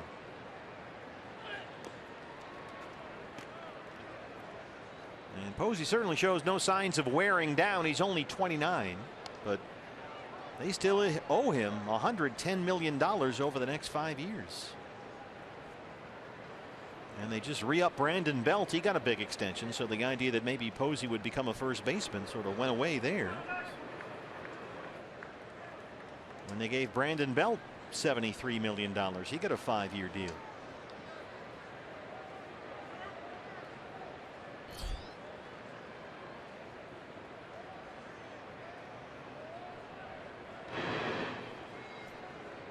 There's Bill Hayes coaching at first.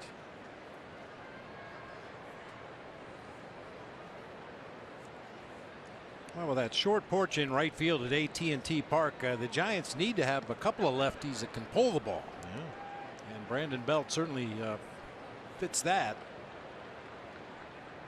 But Posey's going to stay a catcher for the long term. The guy holds it first. Greinke missed, and it's 2-0.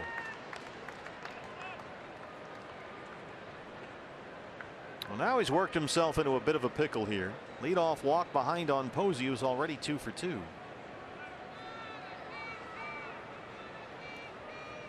Yeah, these are the counts that kind of separate the men from the boys out there on the mound. If you can execute a quality strike when you're behind in the count in a situation like this, those are the guys that tend to get the big money. In Greinke's case, $1 million a start. Yeah. Speaking of big money.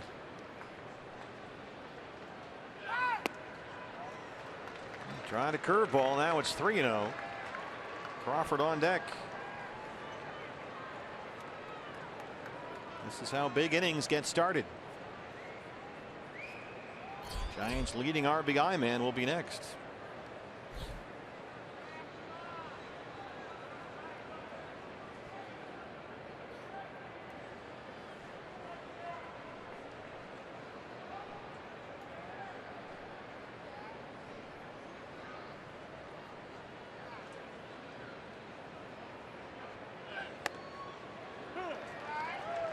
.30 fastball. And Posey taking all the way that time.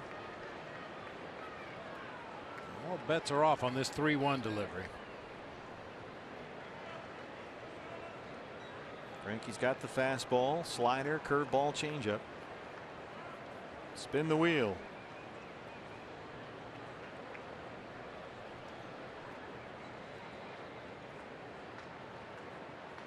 Pagan heads for second. Posey fouls that one back.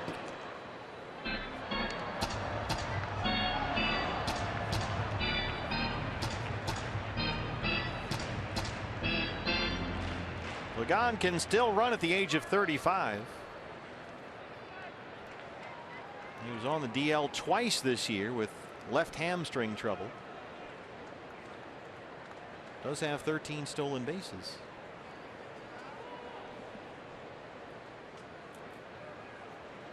Full count to Buster Posey, 3-2.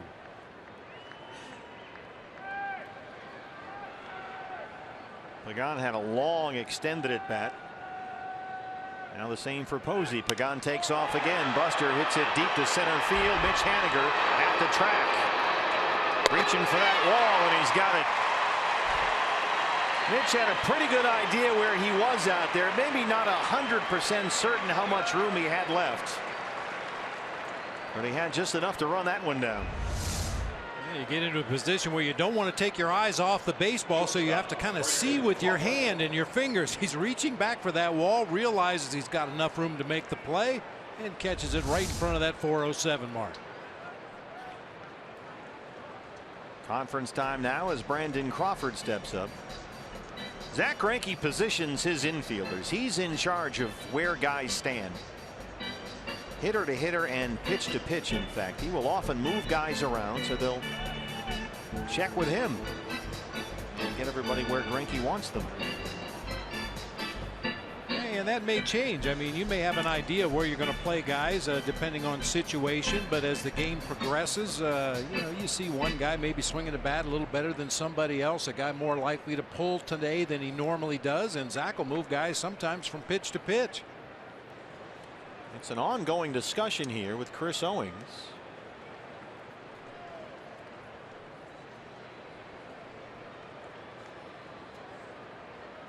I'm not sure what this is about, unless Gabe Morales is perfectly content to stand there and talk to Wellington Castillo. Greinke's finally agreed on where CO will go, and now we'll work to Crawford. Now remember, with Brandon Crawford at the plate, every time he's gone to a 2-strike count, Jake Lamb has moved over on the right side of the infield. This is about as traditional a lineup as you can imagine, everybody in their normal positions. Crawford 0 for 2 today. 2 for 12 in the series.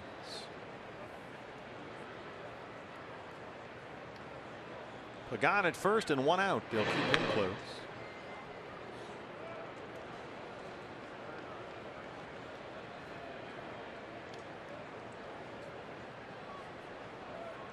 Zach Greinke will always go over the hitters with Matt Williams before the ball game. They'll look at video and get together and get an idea of where they want to put the infielders defensively.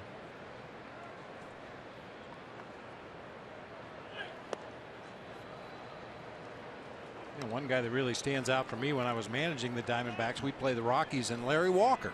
When Larry Walker was swinging the bat well, you couldn't shift on him. You had to play everybody straight up in their position and pitch him very carefully. When he got into a little bit of a funk, he'd get pull crazy, start to jerk everything to the right side of the field. So that's where you really rely on your advanced scouts.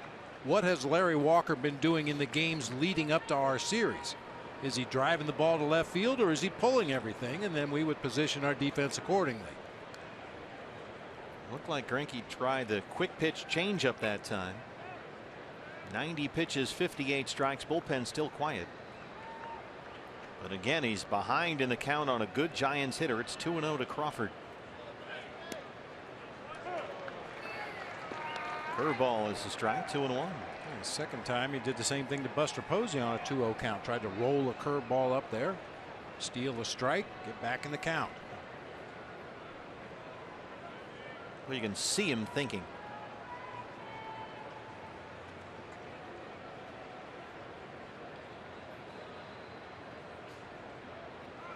Pagan bluffs and holds. Castillo throws down to first. Pitch was a ball. It's 3-1.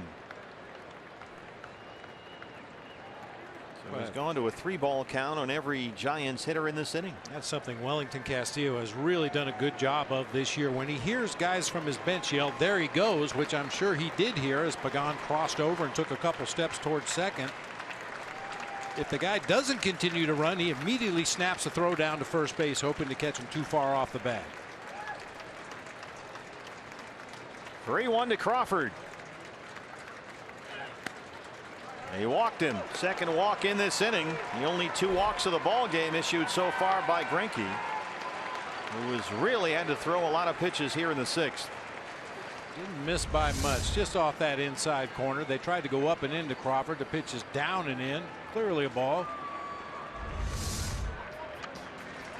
Well, Zach not too upset about that, apparently. You can see how hard he's had to work here in the 6th inning, and he still only got 1 out. And he'll have to deal with Hunter Pence. You know, Hunter Pence had a big series here, both at the plate and defensively, but I insist, if Hunter Pence showed up at a tryout camp tomorrow, he'd get sent home. We got some video of him warming up in the outfield before the inning started. Well, I mean, if a scout saw this, he'd say, "Young man, I don't think baseball's in your future. Can't get his elbow above his shoulder when he throws, but yet he's third on the active list with outfield assists. Makes very strong, accurate throws from that awkward position, and then you can see him at the plate, and once again a scout would say, young man, you're never going to hit with a stance like that. Well, check the stat sheet. Came out of a good collegiate program at Texas Arlington. Was a second-round pick by the Astros in 04.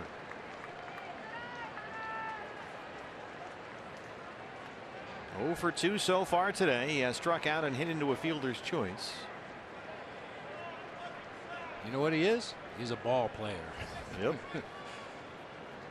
It's not always pretty, but it's nearly always effective.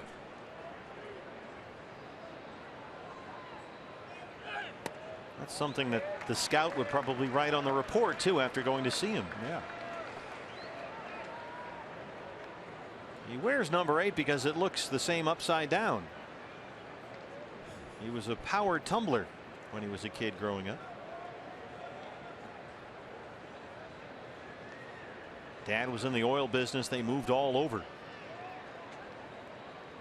Never staying in the same place very long.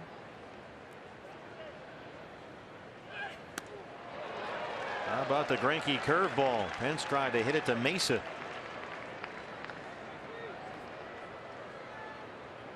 Sanderson Ford bullpen will get busy, and when Escobar, the left-hander, ran to Delgado, the right-hander,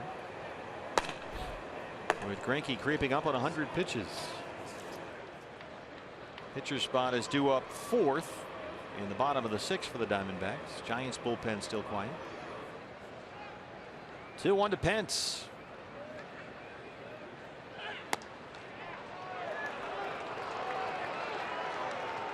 Wow.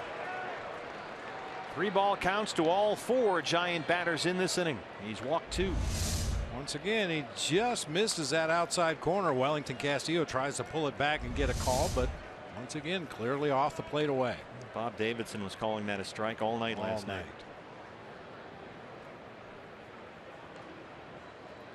But in this case, correctly called ball 3.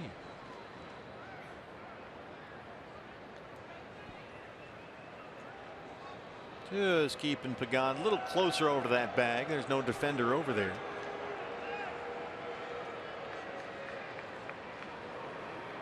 Hanging on to a 2-1 lead. 2 on and 1 out. 3 balls and a strike to Hunter Pence. You've got Pagan at second and Crawford at first.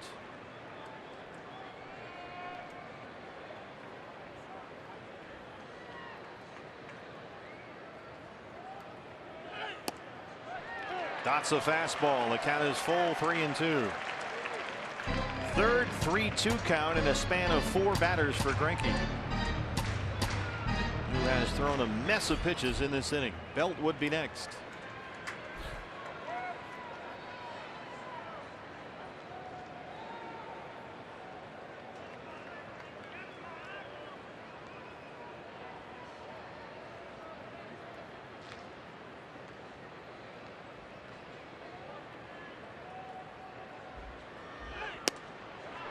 He missed with a fastball, and the bases are loaded. He's walked them loaded. He's trying to be very careful against some very good hitters, but 3 walks all in this inning, and they're full with 1 out for Belt. Mike Butcher in no hurry to get to the mound.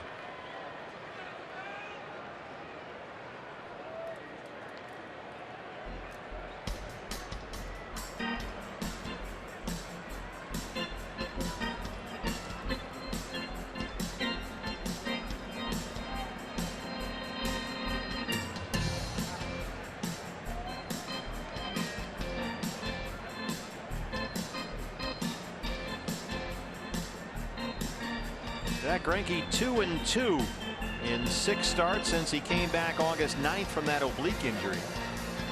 And his ERA since he's come off the DL is over 7.5. That's inflated due to 2 of the worst starts of his career. Both have come in the last month. That day at Boston when he was pulled in the 2nd inning at Fenway Park. Gave up 9 earned runs on 10 hits. And then last Monday his return to Dodger Stadium gave up the 5 homers. The Trying to pull a magic act here. Bases loaded. One out for Belt, who has grounded out and singled. Pagan's at third, Crawford at second, and Pence at first.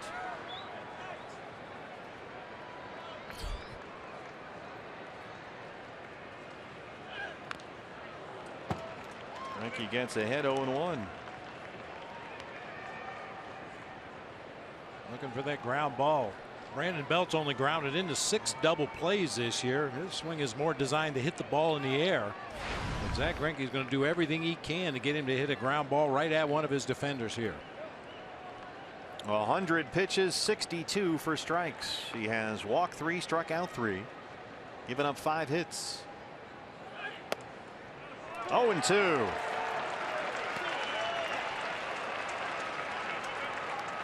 Well, according to our Fox tracks, that one did catch the edge of the strike zone up there away. Where you can see Welly snap that glove down.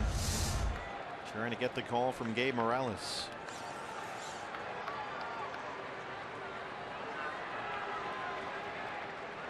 Now can he get Belt, a very patient and disciplined hitter, to chase something outside the strike zone? Curveball, and he drops it into left. Pagan will score. They'll stop Crawford, and the game is tied.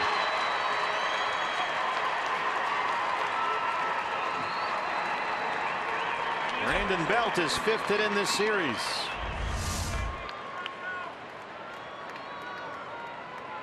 Second baseman. Just got enough of that ball to squeak it through the left side of the infield. Curveball working away from him. He just catches it off the end of the bat.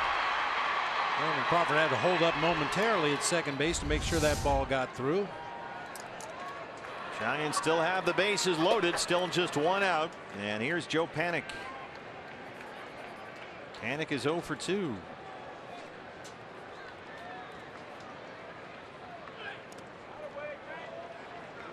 Our changeup on the first pitch is in the dirt, 1-0. Panik 5 hits in the series, 2 doubles and 2 RBIs.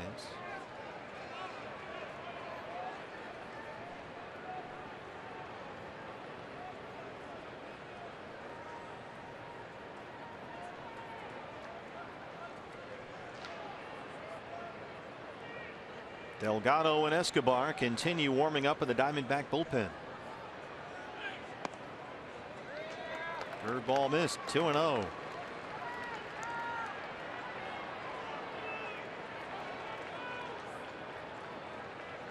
Panik with 17 runs batted in his last 25 games.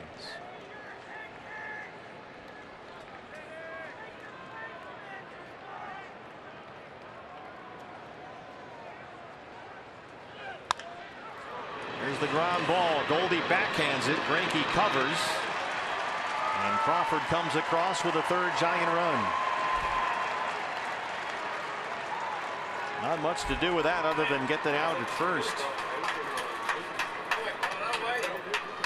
Third baseman, EDUARDO NUNEZ.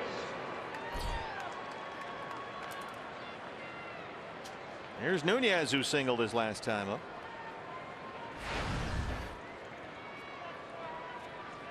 Nunez has got 6 hits and 4 RBIs in the series. Got Pence at third, Belt at second. 2 outs and 2 runs in. First base is open, pitcher on deck, so they'll give Nunez the free pass. This will be the 4th walk of this inning, issued by Zach Greinke. With the exception of Brandon Belt, I think he was behind every hitter in this inning, 2-0, and then had to really work hard. As you mentioned, the intentional walk here, the 4th in the inning. Wasn't missing by much, but he was missing.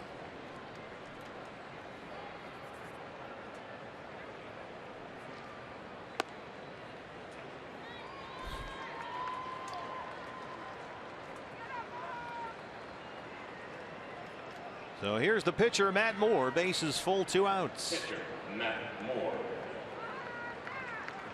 The 8th man to bat in the Giants' 6th. They still have only 1 hit in the inning. That was Belt's RBI. Pence at third, Belt at second, and Nunez at first.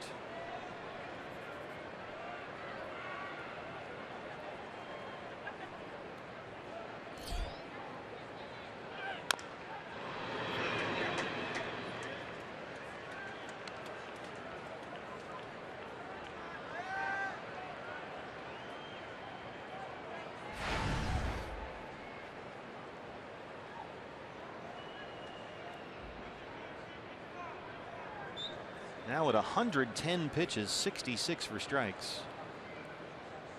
We're coming up on a 40 pitch inning for Greinke. He's ahead of Moore, 0-2. I mean, look at this. 39 pitches in this 6th inning. Wow. Now that does include the 4 on the intentional walk, but that is a long inning for any pitcher.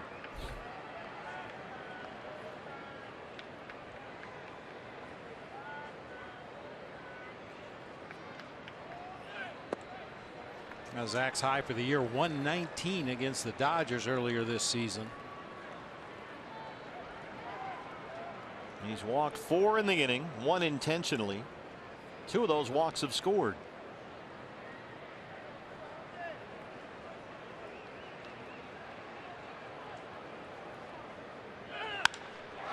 In the air, left center. Brandon Drury's got it. Greinke leaves them loaded, but the Giants get 2. They take the lead. Diamondbacks down 3-2.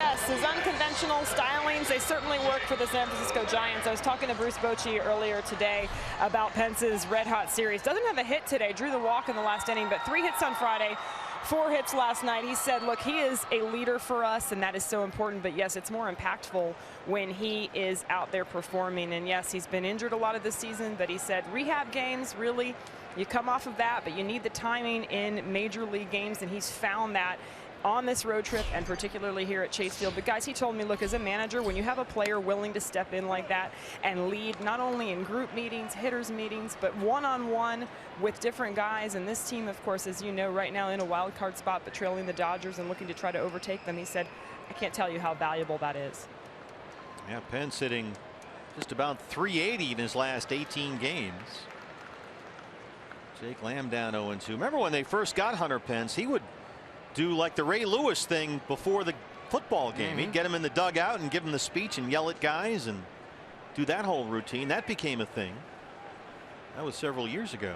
He got up in front of the crowd at AT&T Park and got them all fired up after a ball game one day. Well, Matt Moore gets his 8th strikeout. He's got Lamb twice. That brings up Brandon Drury, who's 2 for 2. Yeah, Pence has fought that right hamstring issue for much of the season. He was out almost 50 games in June and July. But is swinging a hot bat right now. 7 hits in the series. I can still remember the first time I saw Hunter Pence in a major league game back in '07. Skinny little kid, and you wondered, geez, this guy's a big league ball player, but man, he hit 17 home runs that year as a rookie, hit over 300, played great defense in the outfield, and just continued to get better every year since. Good curveball there by Matt Moore. Yeah, when you watch Hunter Pence, we say this all the time, take batting practice. He hits the ball as hard as anyone in this game. He looks like a skinny, gangly, awkward guy out there, but he is very, very strong. Not a lot of finesse with Hunter Pence. Really beautiful pitch right there by Matt Moore. Dots the fastball, gets his 9th strikeout.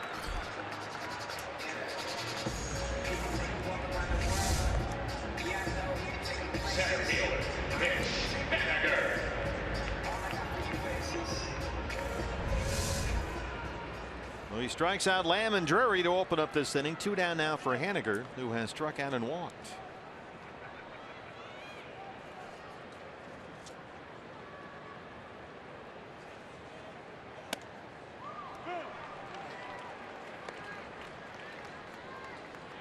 Mitch 2 for his last 30 up there. Now at 196 on the year. When he first got here, all he did was hit. Hit in his first 4 major league games. Had a good year in the minors between Mobile and Reno. Hit .321 with 25 home runs. Put up some big numbers in the Coast League playing for Phil Nevin and the Aces.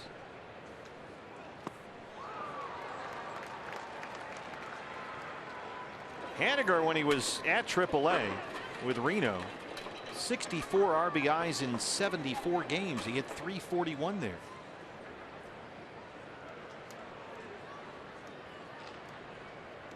We had O'Brien hitting homers, Jensen, Haniger. That was a good Aces lineup for Nev.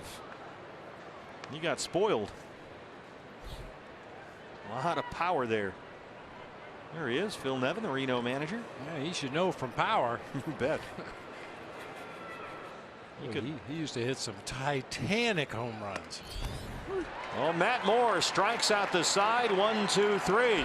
He's got 10 strikeouts and a 3-2 lead through 6 innings. And on Patriot Day, USAA honors those who have served and all of our service members at home and abroad. So let's head up to the Phoenix Children's Hospital Sandlot, where Mike and the Rallybacks are standing by.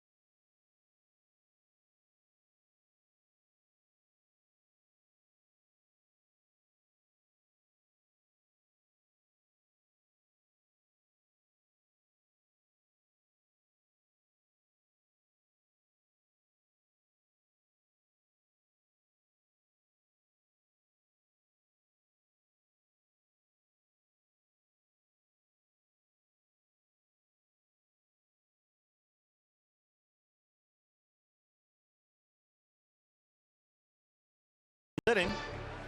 Arizona Diamondbacks and Geico proud to offer additional military and first responders ticket discounts for all remaining home games this year. September 13th through October 2nd. For more information and to get your tickets, visit dbacks.com/military. Come on down to the ballpark and join us. Running out of home games this season.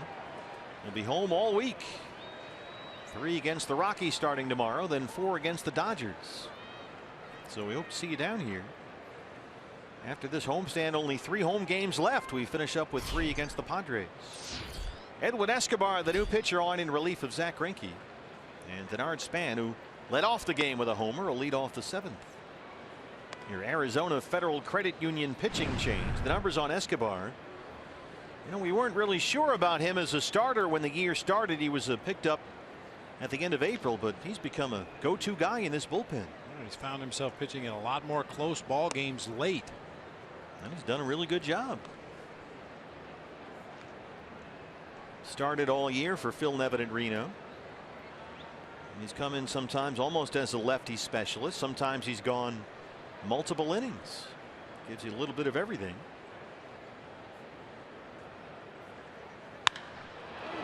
Span hits one high in the air, deep left center. Haniger and Drury. It's Brandon Drury just shy of the warning track. Now that's the first out in the 7th. Span bidding for his second home run today. Left fielder, Angel Pagan. Angel Pagan 0 for 2. He walked and scored his last time up. Giants got 2 in the 6th against Zach Greinke. Greinke walked 4 in that inning, 1 intentionally. Randall Delgado continues throwing in the Diamondback bullpen. The pitcher spot will lead off the D-backs 7th.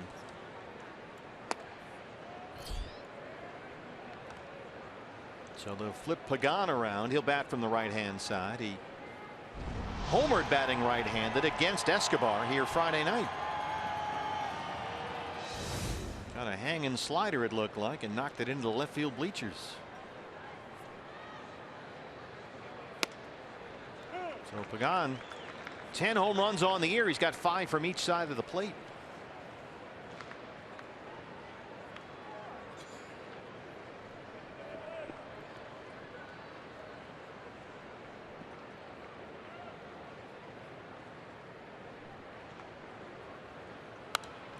Quick pitch. That's the new thing. Seeing more and more pitchers go to some variation, either a quick pitch or some kind of a delay in their delivery, just anything to try to throw off the timing of that hitter.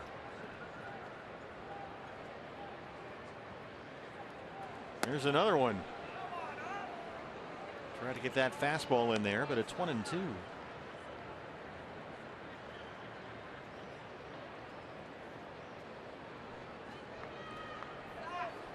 Johnny Cueto, the master of the varied windups. You name it, he throws it.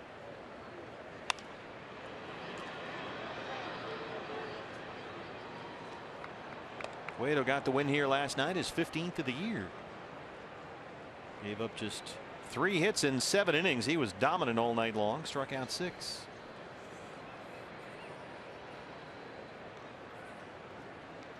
Three wins against the D-backs this year for Cueto, all 3 coming in this ballpark. Diamondbacks beat him twice in San Francisco.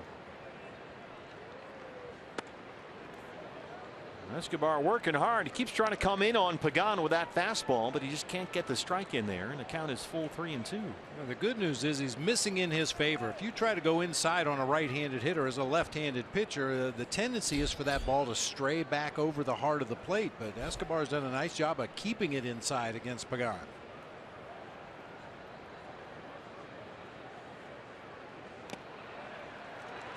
Threw a fastball into dirt. Now 1-out walk to Pagan. His second walk today. It brings up Buster Posey. Here comes Chip Hale. He's got Delgado ready, and he's going to go to the right-hander.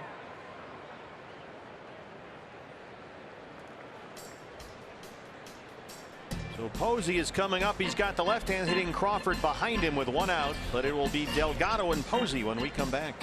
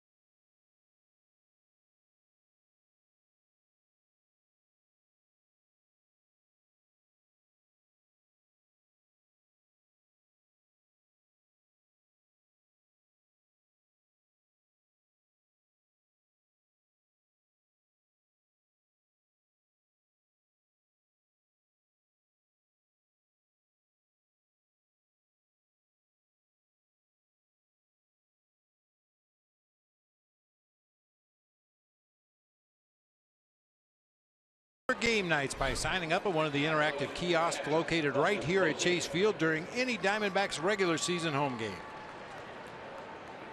New pitcher for the Diamondbacks, the right-hander Randall Delgado. Already well over a career high in appearances, 68th appearance of the year for Randall. He's brought in to face Buster Posey with one out in the 7th inning and Angel Pagan at first.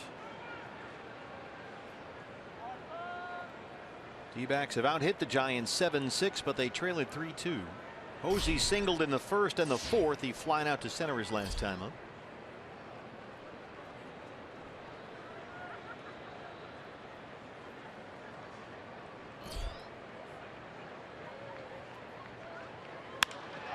Drives one to center for Haniger. 2 outs.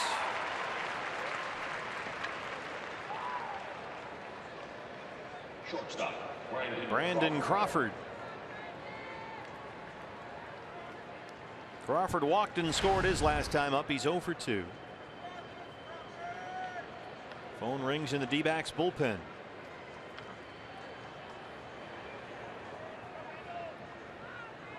Crawford just 7 for his last 42 at the plate.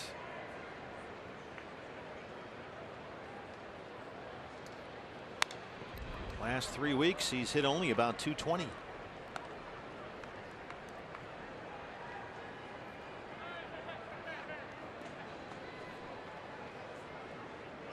Diamondbacks have done a good job with Brandon Crawford. He's hitting .227 this year versus the D-backs. He has homered twice.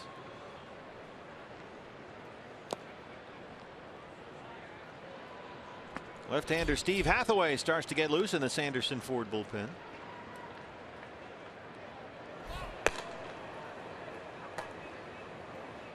They've got Pence on deck and Belt behind him.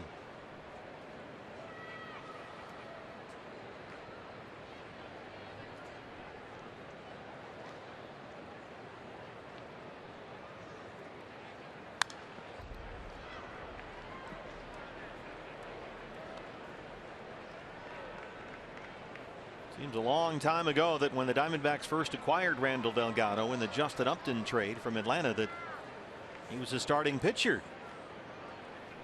and was pretty much just a fastball changeup guy. Didn't work all that well as a starter. Gave up a lot of home run balls, but as a reliever he's been very effective.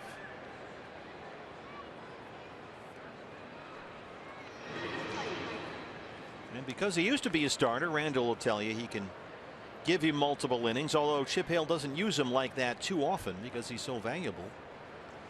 But he can also pitch 2-3 days in a row. 68th appearance of the season for Randall Delgado. I've compared him favorably to Miguel Batista back in '01, a guy that could fill a number of roles with the pitching staff depending on what you need, and a guy with a rubber arm. Seems like he could throw every day.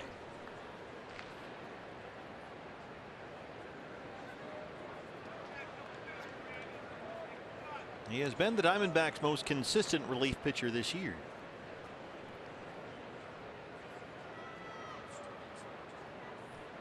2-2 to Brandon Crawford.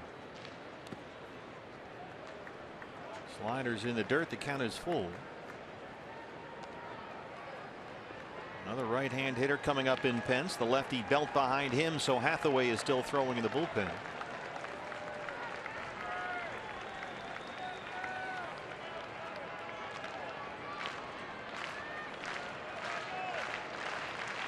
Baxter trying to get D-backs fans going down there. Need to get out of this inning and strand Pagan at first. He'll be off with a pitch. Goldie behind the runner. There goes Pagan. Delgado came with a changeup that time. 3-2.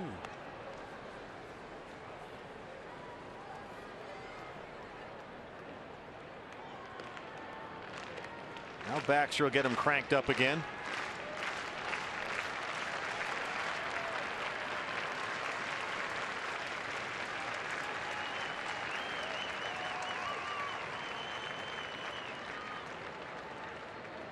Pagan takes off. Crawford hits one to right. Drops in front of Tomas. Pagan heads for third.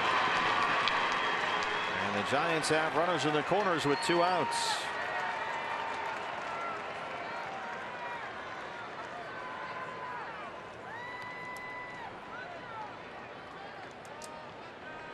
So now it's Pence. 0 for 2 today. He did walk his last time up.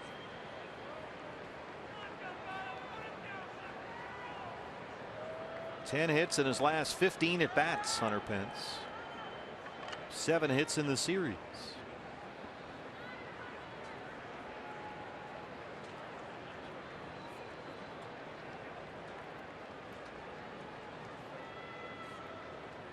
Pence homered here last night off Zach Godley in the 7th inning. There's a strike and it's 0-1.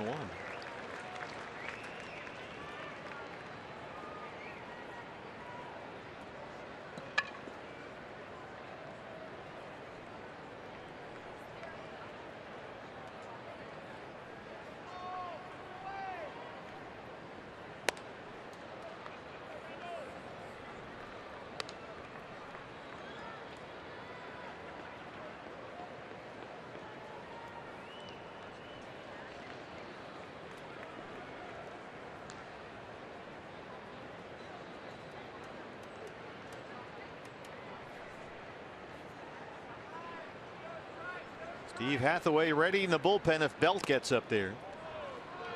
Delgado missed with a fastball. He's behind 2 balls and a strike.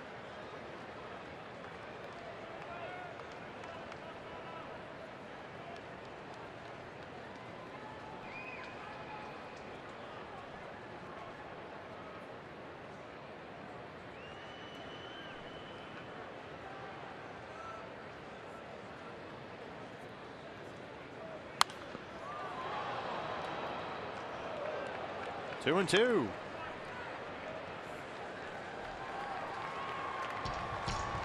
Pitcher spot will lead off the D-backs 7th. Then it'll be Segura and Owings 9, 1 and 2. Trying to keep it a 1-run ball game.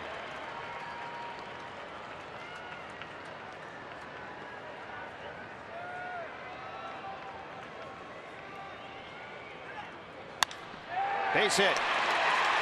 Pagan scores. Crawford's on the run. Tomas has it in the corner. Brandon Crawford being waved home. The relay from Segura, not in time. Hunter Pence at it again, a 2-run double.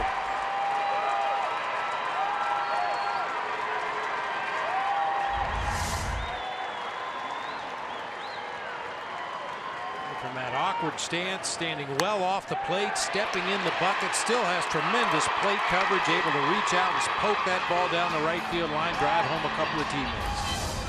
We've got Brandon Belt coming up, so Chip Hale will take the ball from Randall Delgado, and we'll get the rookie lefty Steve Hathaway in what is now a 5-2 ball game. Back from Chase Field right after this.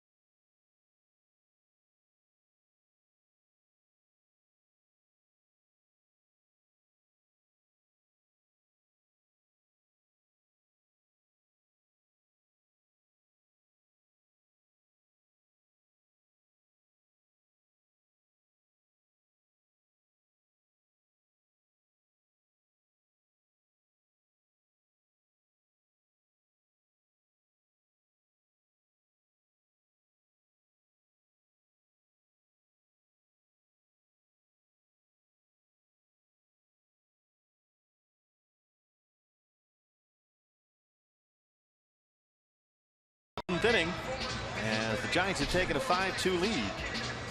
And here's the pride of West Acton, Massachusetts, out of Acton Boxborough High School there. Good hockey powerhouse. It's the left-hand pitcher Steve Hathaway. He's on to face Brandon Belts with Hunter Pence at second and 2 outs and 2 runs in, following Pence's 2-run double.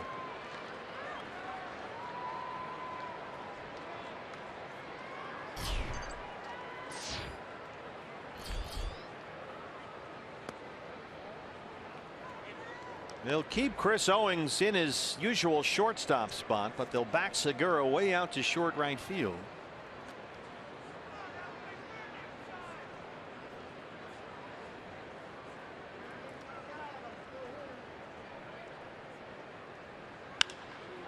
Belt so far 2 for 3, couple of singles. He's got an RBI. Now, one of those singles came with the bases loaded. He carved a Zach Greinke curveball into left field, which is probably why Chris Owings is staying on the left side of the infield this at bat against the left-handed pitcher. Belt with 5 hits and 4 runs batted in the series. He's also walked 3 times. There's a strike, and it's 1-2.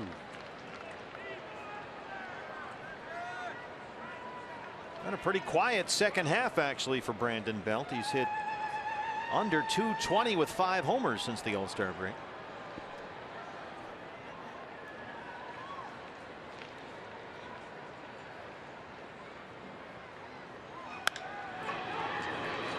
That one locked him up. Hathaway beats Belt to the bag.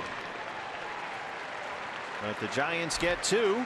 And they take a 5-2 lead. We'll keep it here for the moment. And on this September 11th, we remember that fateful day in our history and pay tribute with God Bless America.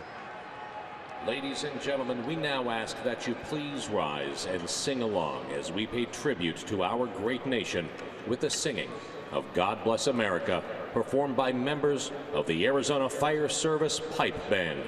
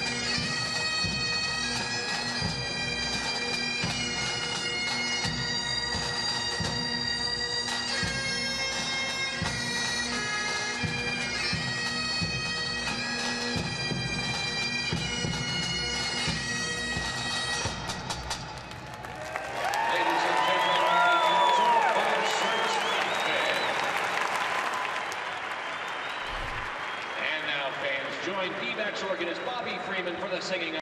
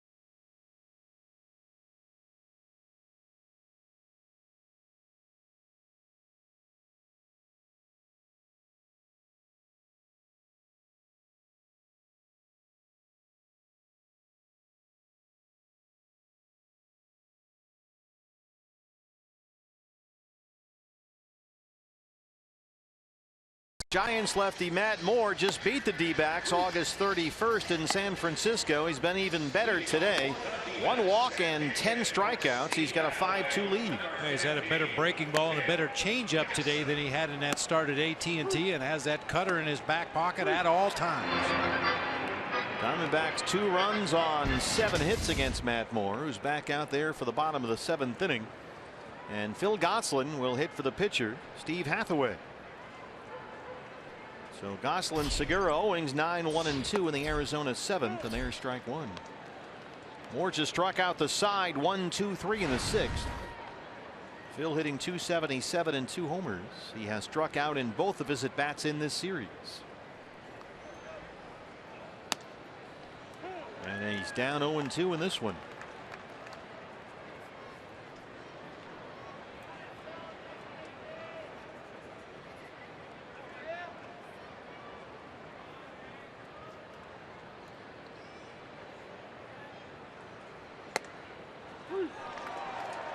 Four consecutive strikeouts for Matt Moore. He's got 11 for the ball game. Moore continuing to work the top part of the strike zone with everything. Gets a call that time on a pitch right at the very top of the zone. Gabe Morales rings up Gosselin. That brings up Segura, who's 0 for 3.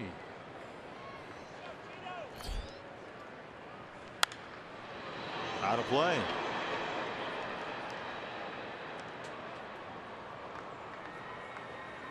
Gene 3 for his last 26 up there. Now at 311 on the year.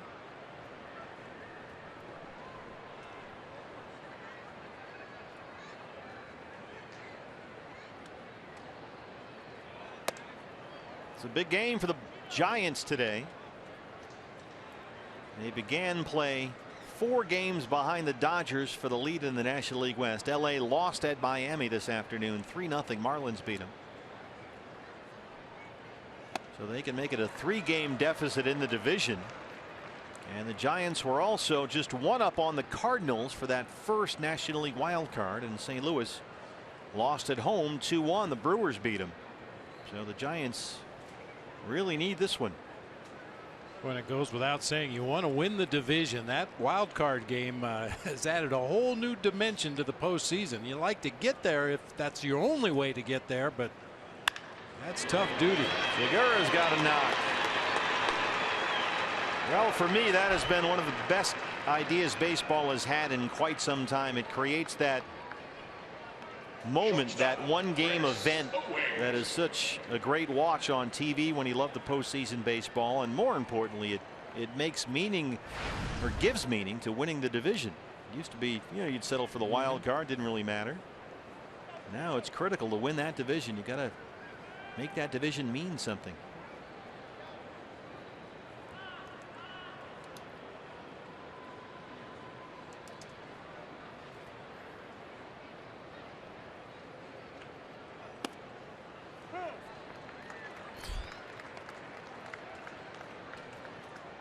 And you know, if you do happen to find yourself in that 1-game playoff, that wild card series, you may have to expend your entire pitching staff to win that game just to stay in the postseason, and then you're obviously working at a deficit going into your next series. But hey, it is what it is.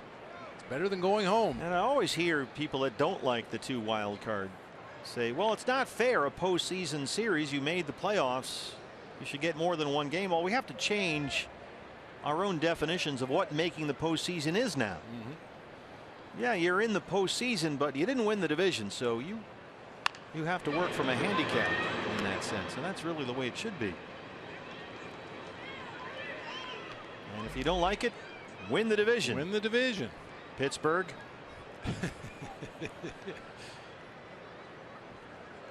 They don't really like that whole thing in Pittsburgh.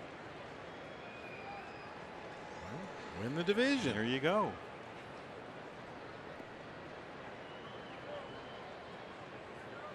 There was a point at which the Yankees would just sort of, every year they would win the division or the wild card, and it didn't really matter to them as long as they got in, and they said as much. Owings over the mound. Crawford for 1. Panik turns it. Well, Matt Moore with 11 strikeouts. He's through 7 with a 5-2 lead. Diamondbacks need to come back or they'll get swept by the Giants again.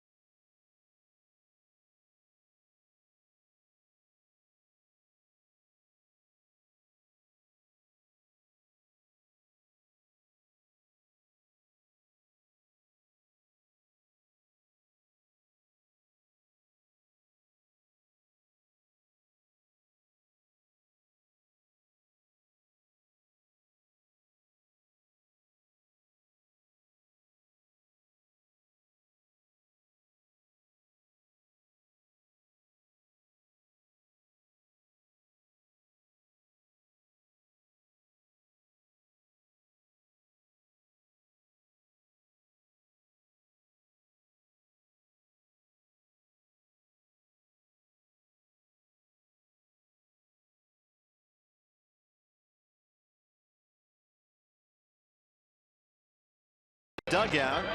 He pitched a tremendous ball game, just 2 runs allowed through 7 innings. He walked 1 and had 11 strikeouts. What's next? Brought to you by CenturyLink. The homestand continues with 3 against the Rockies starting tomorrow night. Shelby Miller on the mound against Tyler Anderson and Robbie Ray on Tuesday. A matchup of left-handers with a veteran Jorge De La Rosa. And then Jeff Hoffman takes the mound for the Rockies Wednesday. Ruby De La Rosa will make his second start since returning from the DL. So back-to-back De La Rosas in that series. Here's Jake Barrett to start the 8th inning. Yeah, you mentioned Matt Moore seemingly out of the ball game with 7 innings of 8-hit 2-run baseball. Struck out 11, which was a career high for the Giants lefty. Pitcher spot due up 3rd in the inning for Bruce Bochy. PANIK had an RBI ground out his last time up. He's 0 for 3.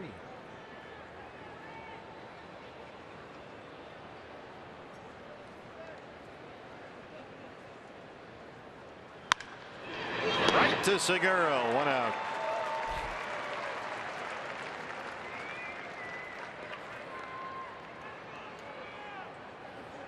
It's been a very good series for the 3rd baseman Eduardo Nunez. He's got 6 hits. He has singled and walked today.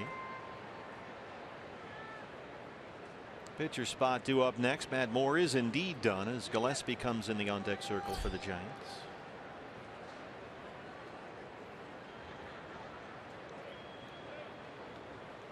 Nunez has now hit safely in 8 straight games.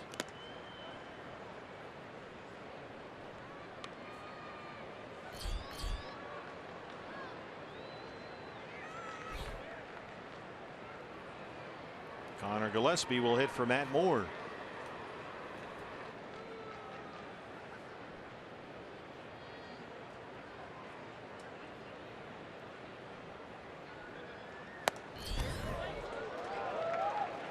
Giants today, a chance for a series sweep at Chase Field. That would give them a 5-5 record on this 10-game road trip, which concludes today. They lost 3 of 4 at Wrigley Field. They dropped 2 of 3 in Colorado. So this would be their 2nd series sweep here at Chase Field this year. They swept 4 in the middle of May. Sky high pop up behind the mound. Chris Owings. And now Gillespie will return to the Giant dugout. And Jared Parker's got a little more pop in the bat. Will hit. So here's Parker. Bruce Bochy trying to tack on 1 more run with 1 swing. 242 and 5 homers. Parker struck out as a pinch hitter Friday.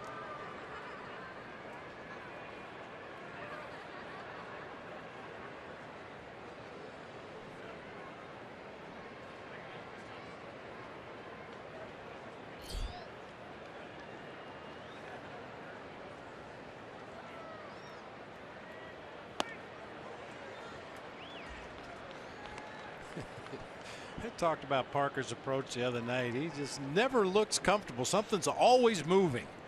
You know, look at that bat as he gets in the batter's box right there. He looks up the barrel of the bat, and then he just doesn't stop until that pitch is thrown. Yeah, that back elbow gets awfully twitchy. Good slider from Barrett, and it's 0-2.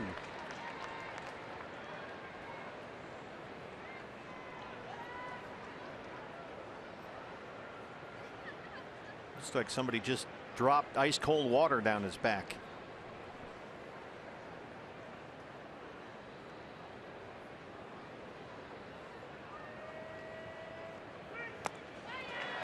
Jake Barrett, nice inning there for Jake. 1, 2, 3 with a strikeout. Diamondbacks running out of time here. They trail at 5-2.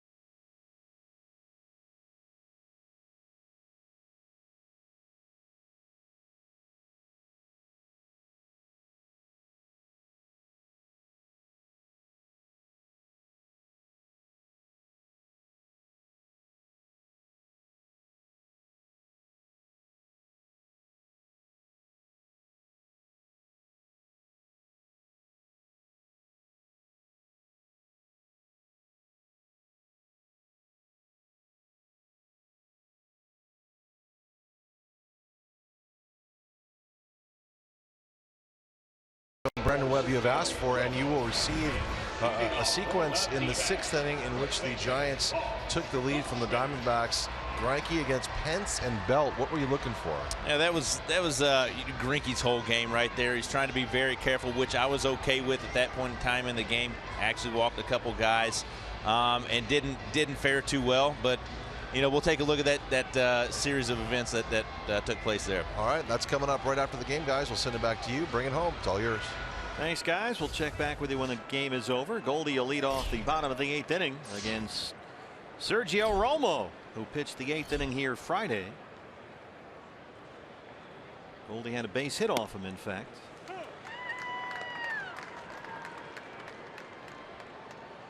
Paul today 2 for 3, 2 singles.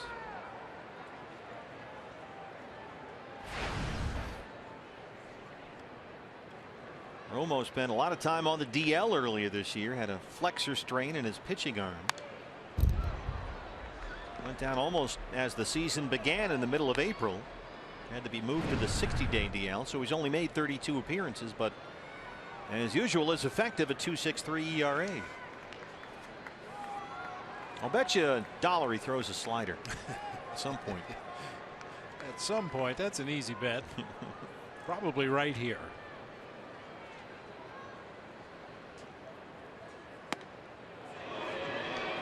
No, he didn't, Dan Isonia.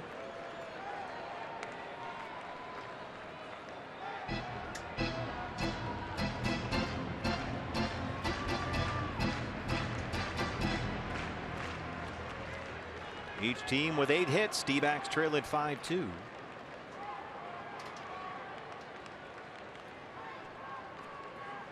RBI singles by Drury in the 2nd and Castillo in the 5th. Goldie strikes out for the 2nd time today. 1 down in the 8th. Flat slider up in the zone that time, working its way off that outside corner. That's up there letter high. His eyes lit up, just couldn't get it.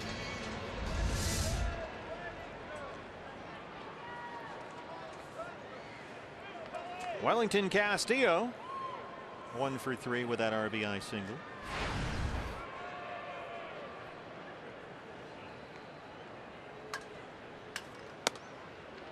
They got a good one going at Petco Park in San Diego. Rockies and Padres tied at 2. They're in the 9th inning. Colorado will be in here tomorrow night for the first of 3. Shelby Miller on the mound. Dodgers lost at Miami 3-0. Marlins beat Kenta Maeda. Castillo gets into one. There it goes. Goodbye. Number 13, Beef Wellington on the menu tonight.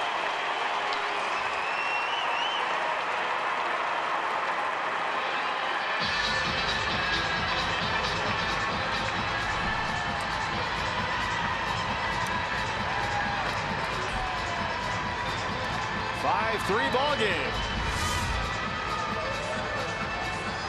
Oh, you could almost see that frisbee back up before it started to take the break. Stayed on that inside part of the plate, and Wellington Castillo touches it off. Nice going. Here's Tomas, who homered in the 9th inning last night. That's a jumbo jack, a free jumbo jack tomorrow. The purchase of a large drink from our friends at Jack in the Box. Tomas has been jumping on the first pitch all day long today. Plate discipline hasn't been quite what we've seen lately from Yasmany, which has been much better. 3 hits in the series, including his homer last night. He's on that one as well, and it rolls into left. So the D-backs with 1 out in the 8th inning will get the tying run to the plate. Hey fans, anytime the D-backs score 5 runs or more, Taco Bell is giving away 3 free tacos with the purchase of a large drink between 4 and 6 the following day at participating locations. This is getting a little too interesting for Bruce Bochy. They need this ball game. Dodgers have already lost. Giants can pull within 3 of the NOS lead if they can hang on. And Bochy will take the baseball. We'll take a break. Back from Chase Field. D-backs threatening here in the game.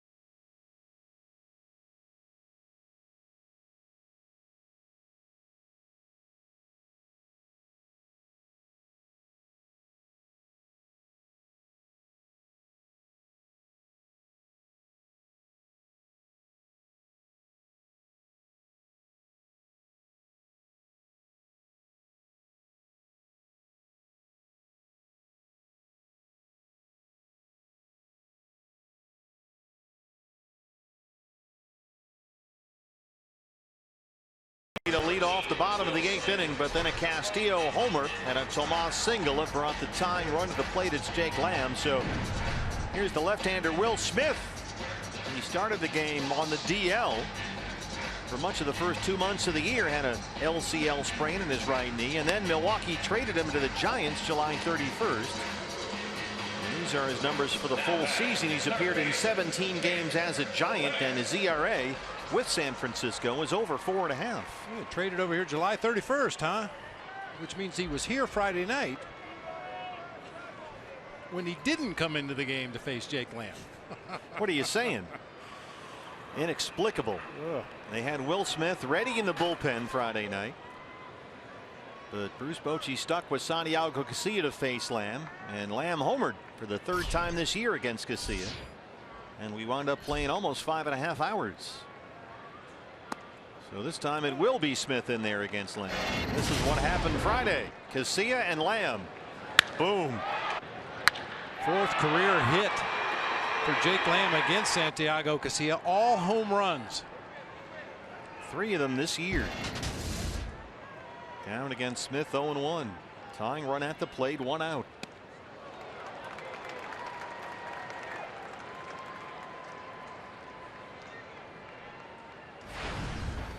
Jake had a great at bat against lefty Matt Moore in the 2nd inning. Was down 0-2, worked the count full 3-2, and then tripled to right center field. But he's still hitting under 160 this year against left-hand pitchers. And he strikes out here against Smith. 3rd strikeout today for Jake. 3 straight breaking balls from Smith. Last one up there at the top of the zone again. Left fielder. Well, now it's Brandon Drury.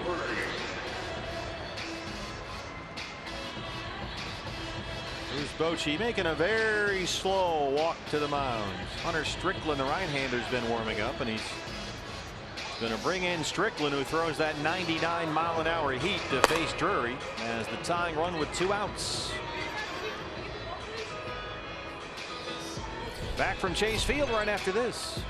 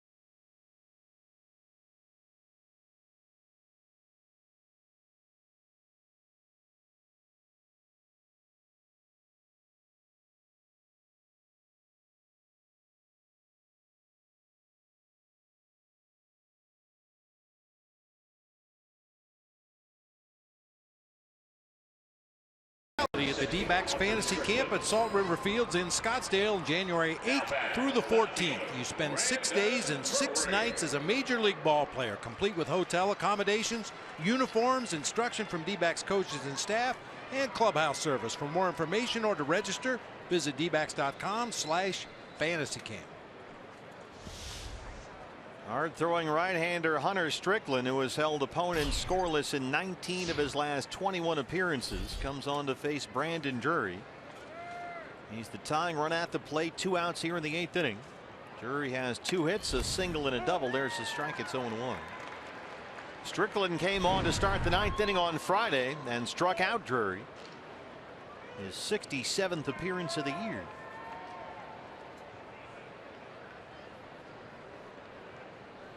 Brandon had an RBI single in the 2nd. He doubled in the 4th. 2 for 3.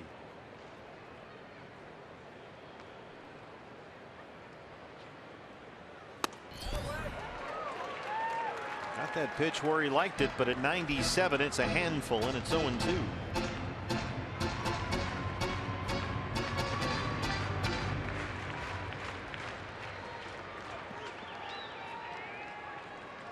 Brandon with 5 hits and 4 RBIs in the series. And Strickland strikes him out for the second time in the series. But the Diamondbacks get one back. It's 5-3 as we hit the ninth.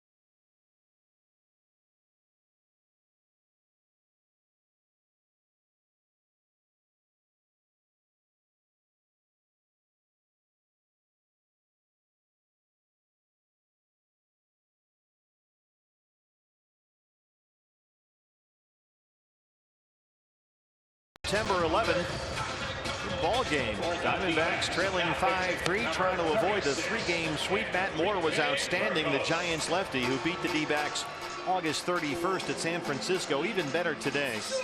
7 innings, he had 1 walk and 11 strikeouts. And as we hit the ninth, Enrique Burgos is on the mound for the Diamondbacks. Burgos worked in Friday's marathon, faced 2 batters. He struck out Nunez and got Connor Gillespie to pop up. His 37th appearance, the ERA now just under 6. He'll face the leadoff man Denard Span, who hit the 2nd pitch of the ball game today, out for a home run off Zach Greinke, his 10th of the year. Span 1 for 4.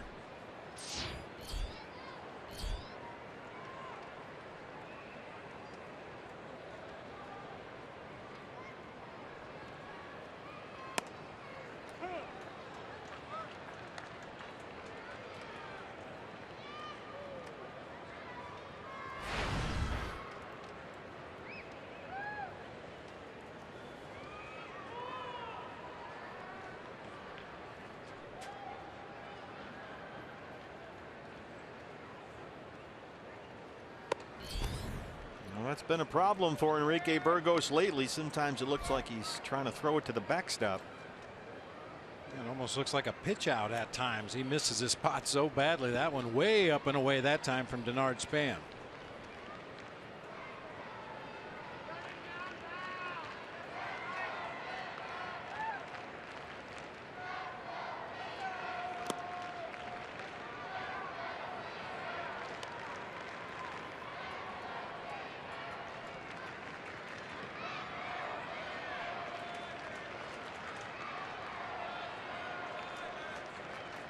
Some sun and shadow issues right now. You can clearly see Enrique Burgos standing in the bright sunlight out there on the mound.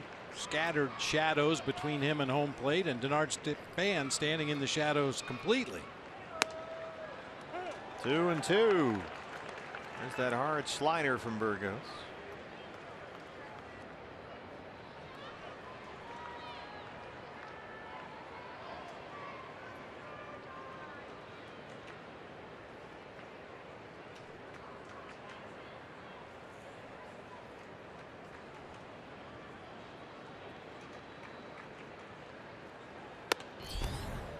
Again, the fastball gets away, and it's a full count, 3-2.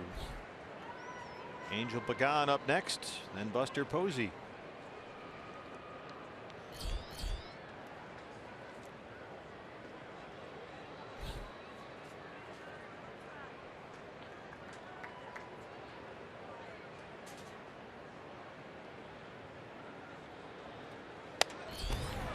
.95 from Burgos, and he blows away Span. A good spot for it, too, up and into Denard Span that time. It's a little more than he could handle.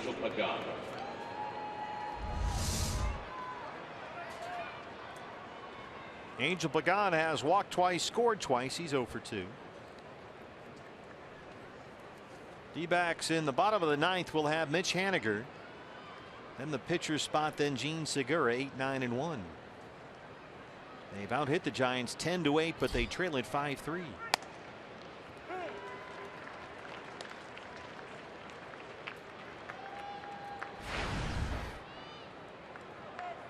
Pagan just 5 for 37 on this 10-game Giants road trip. And most of that damage coming last night. He had 3 hits, including a triple.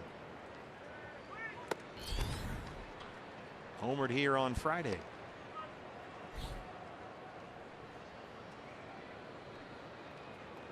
D-backs' final game versus the Giants this year. Trying to avoid the sweep and salvage the series finale. They've lost 5 in a row coming off the sweep at Dodger Stadium. Giants with a win can finish that 10-game trip 5-5.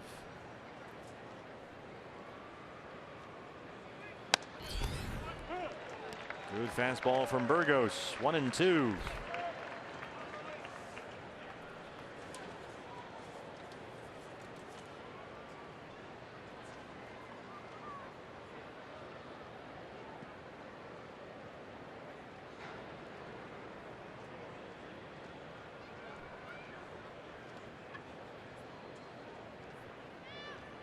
Got him. He chased a high heater. So Burgos comes in, strikes out Span and Pagan, both with hard fastballs. Hard fastballs up in the zone. One up and into Span. This one up and away to Pagan. 2 down for POSEY. A pair of singles. He's 2 for 4. Buster Posey now 44 games and 164 at bats without a home run. Longest home run drought of his career.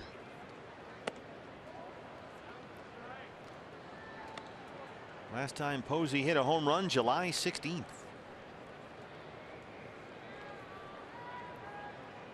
So you're talking 2 months without a homer for Buster Posey.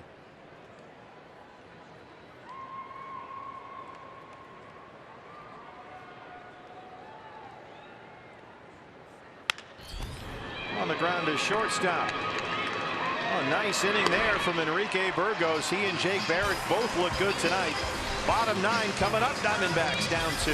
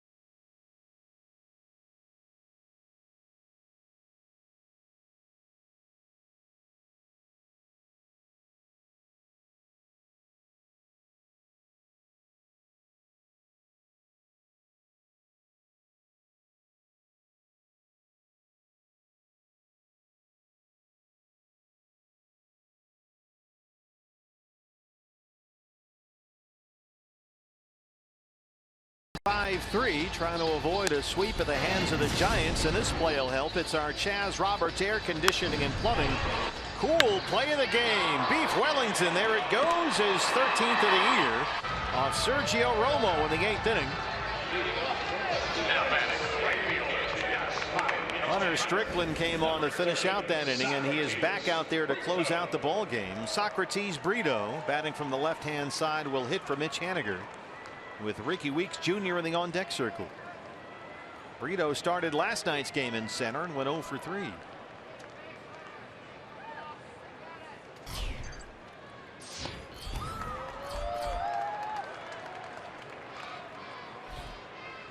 Socrates 174 and 3 home runs.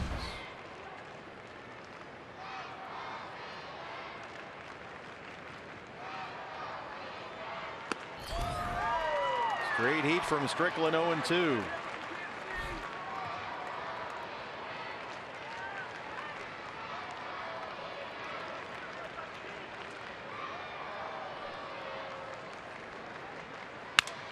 Reaches out and lifts it over the head of Nunez and down the left field line. Brito can run.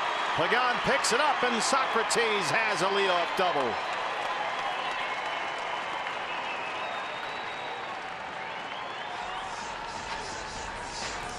I didn't know which direction to look. The ball went to left field. The bat went to the first base side of the field. Brito sees it, however. Little floater over the head of Nunez at third, drops in front of Pagan, and then spins into foul territory. Leadoff double. Nice job there by Rapid Robert Balderrama to get out of the way. That's why we call him Rapid Robert. You saw the speed right there. A tremendous job. That's a tricky play for our Golden Glover down there, trying to avoid a live baseball. Nicely done, Rapid Robert. Ricky Weeks Jr. tying run at the plate, nobody out. Ricky walked as a pinch hitter late in Friday's series opener. Fastball inside, missed it. It's 1-0. Ricky Weeks Jr. 246. He's got 9 home runs.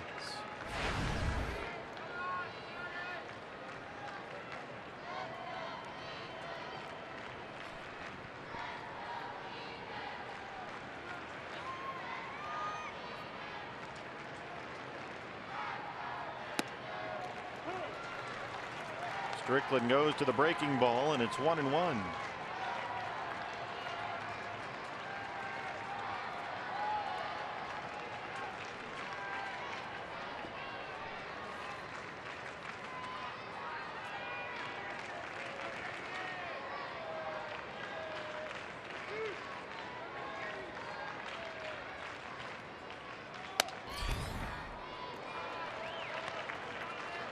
These two faced off in the 9th inning Friday when Ricky drew that walk against Strickland. Went to a full count, got ball 4.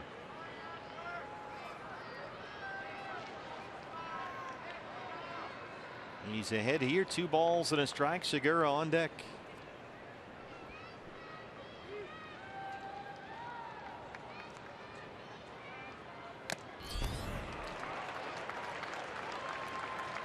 2-2.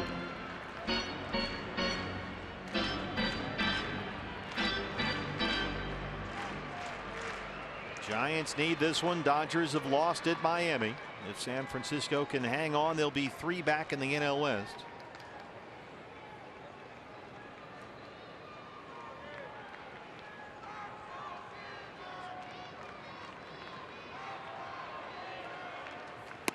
Got him.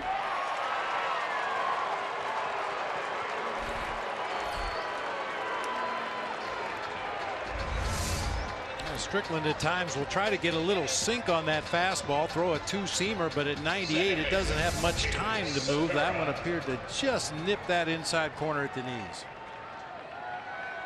Gabe Morales rings up Ricky Weeks Jr. 1 out. Here's Segura, who singled his last time up. He's 1 for 4. Excuse me, check swing. That's going to move Brito up, but that's a big out, number 2.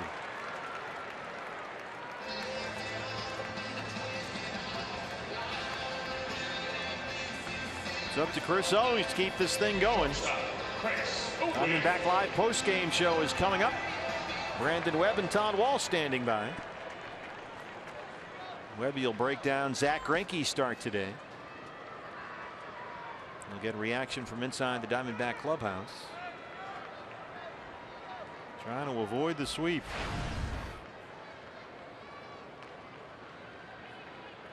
CO doubled and scored in the 5th. He's 1 for 4.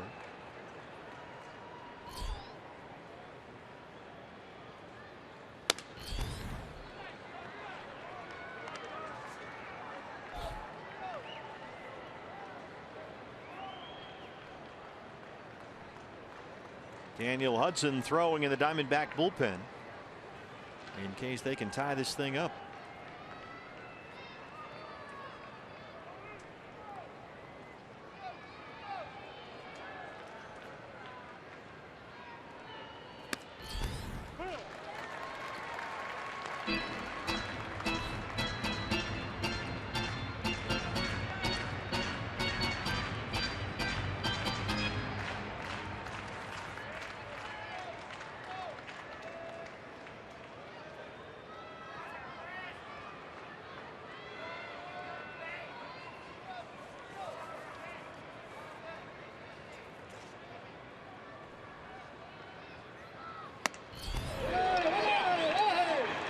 No, he didn't, Dan Isonia.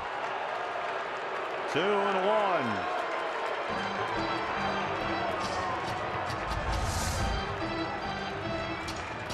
Well, maybe he did. We move ahead to further action. Yeah, boy, that Giants dugout came unglued. Yeah, well, they may have had a case.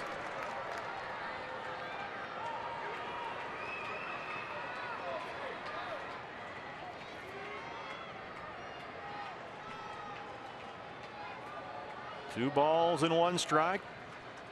Brito at third, 2 outs.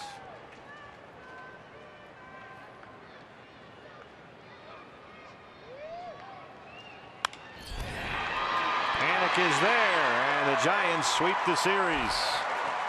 They move within 3 games of the Dodgers' lead in the National League West. And the Diamondbacks have now lost 6 in a row. They got swept at Dodger Stadium before this homestand. Now they open up with 3 against the Giants, all losses. And the Giants have to be feeling a lot better about themselves coming off this road trip. They really had some offensive issues throughout the beginning of the trip, but they got healthy here against the D-back pitching staff in a hurry.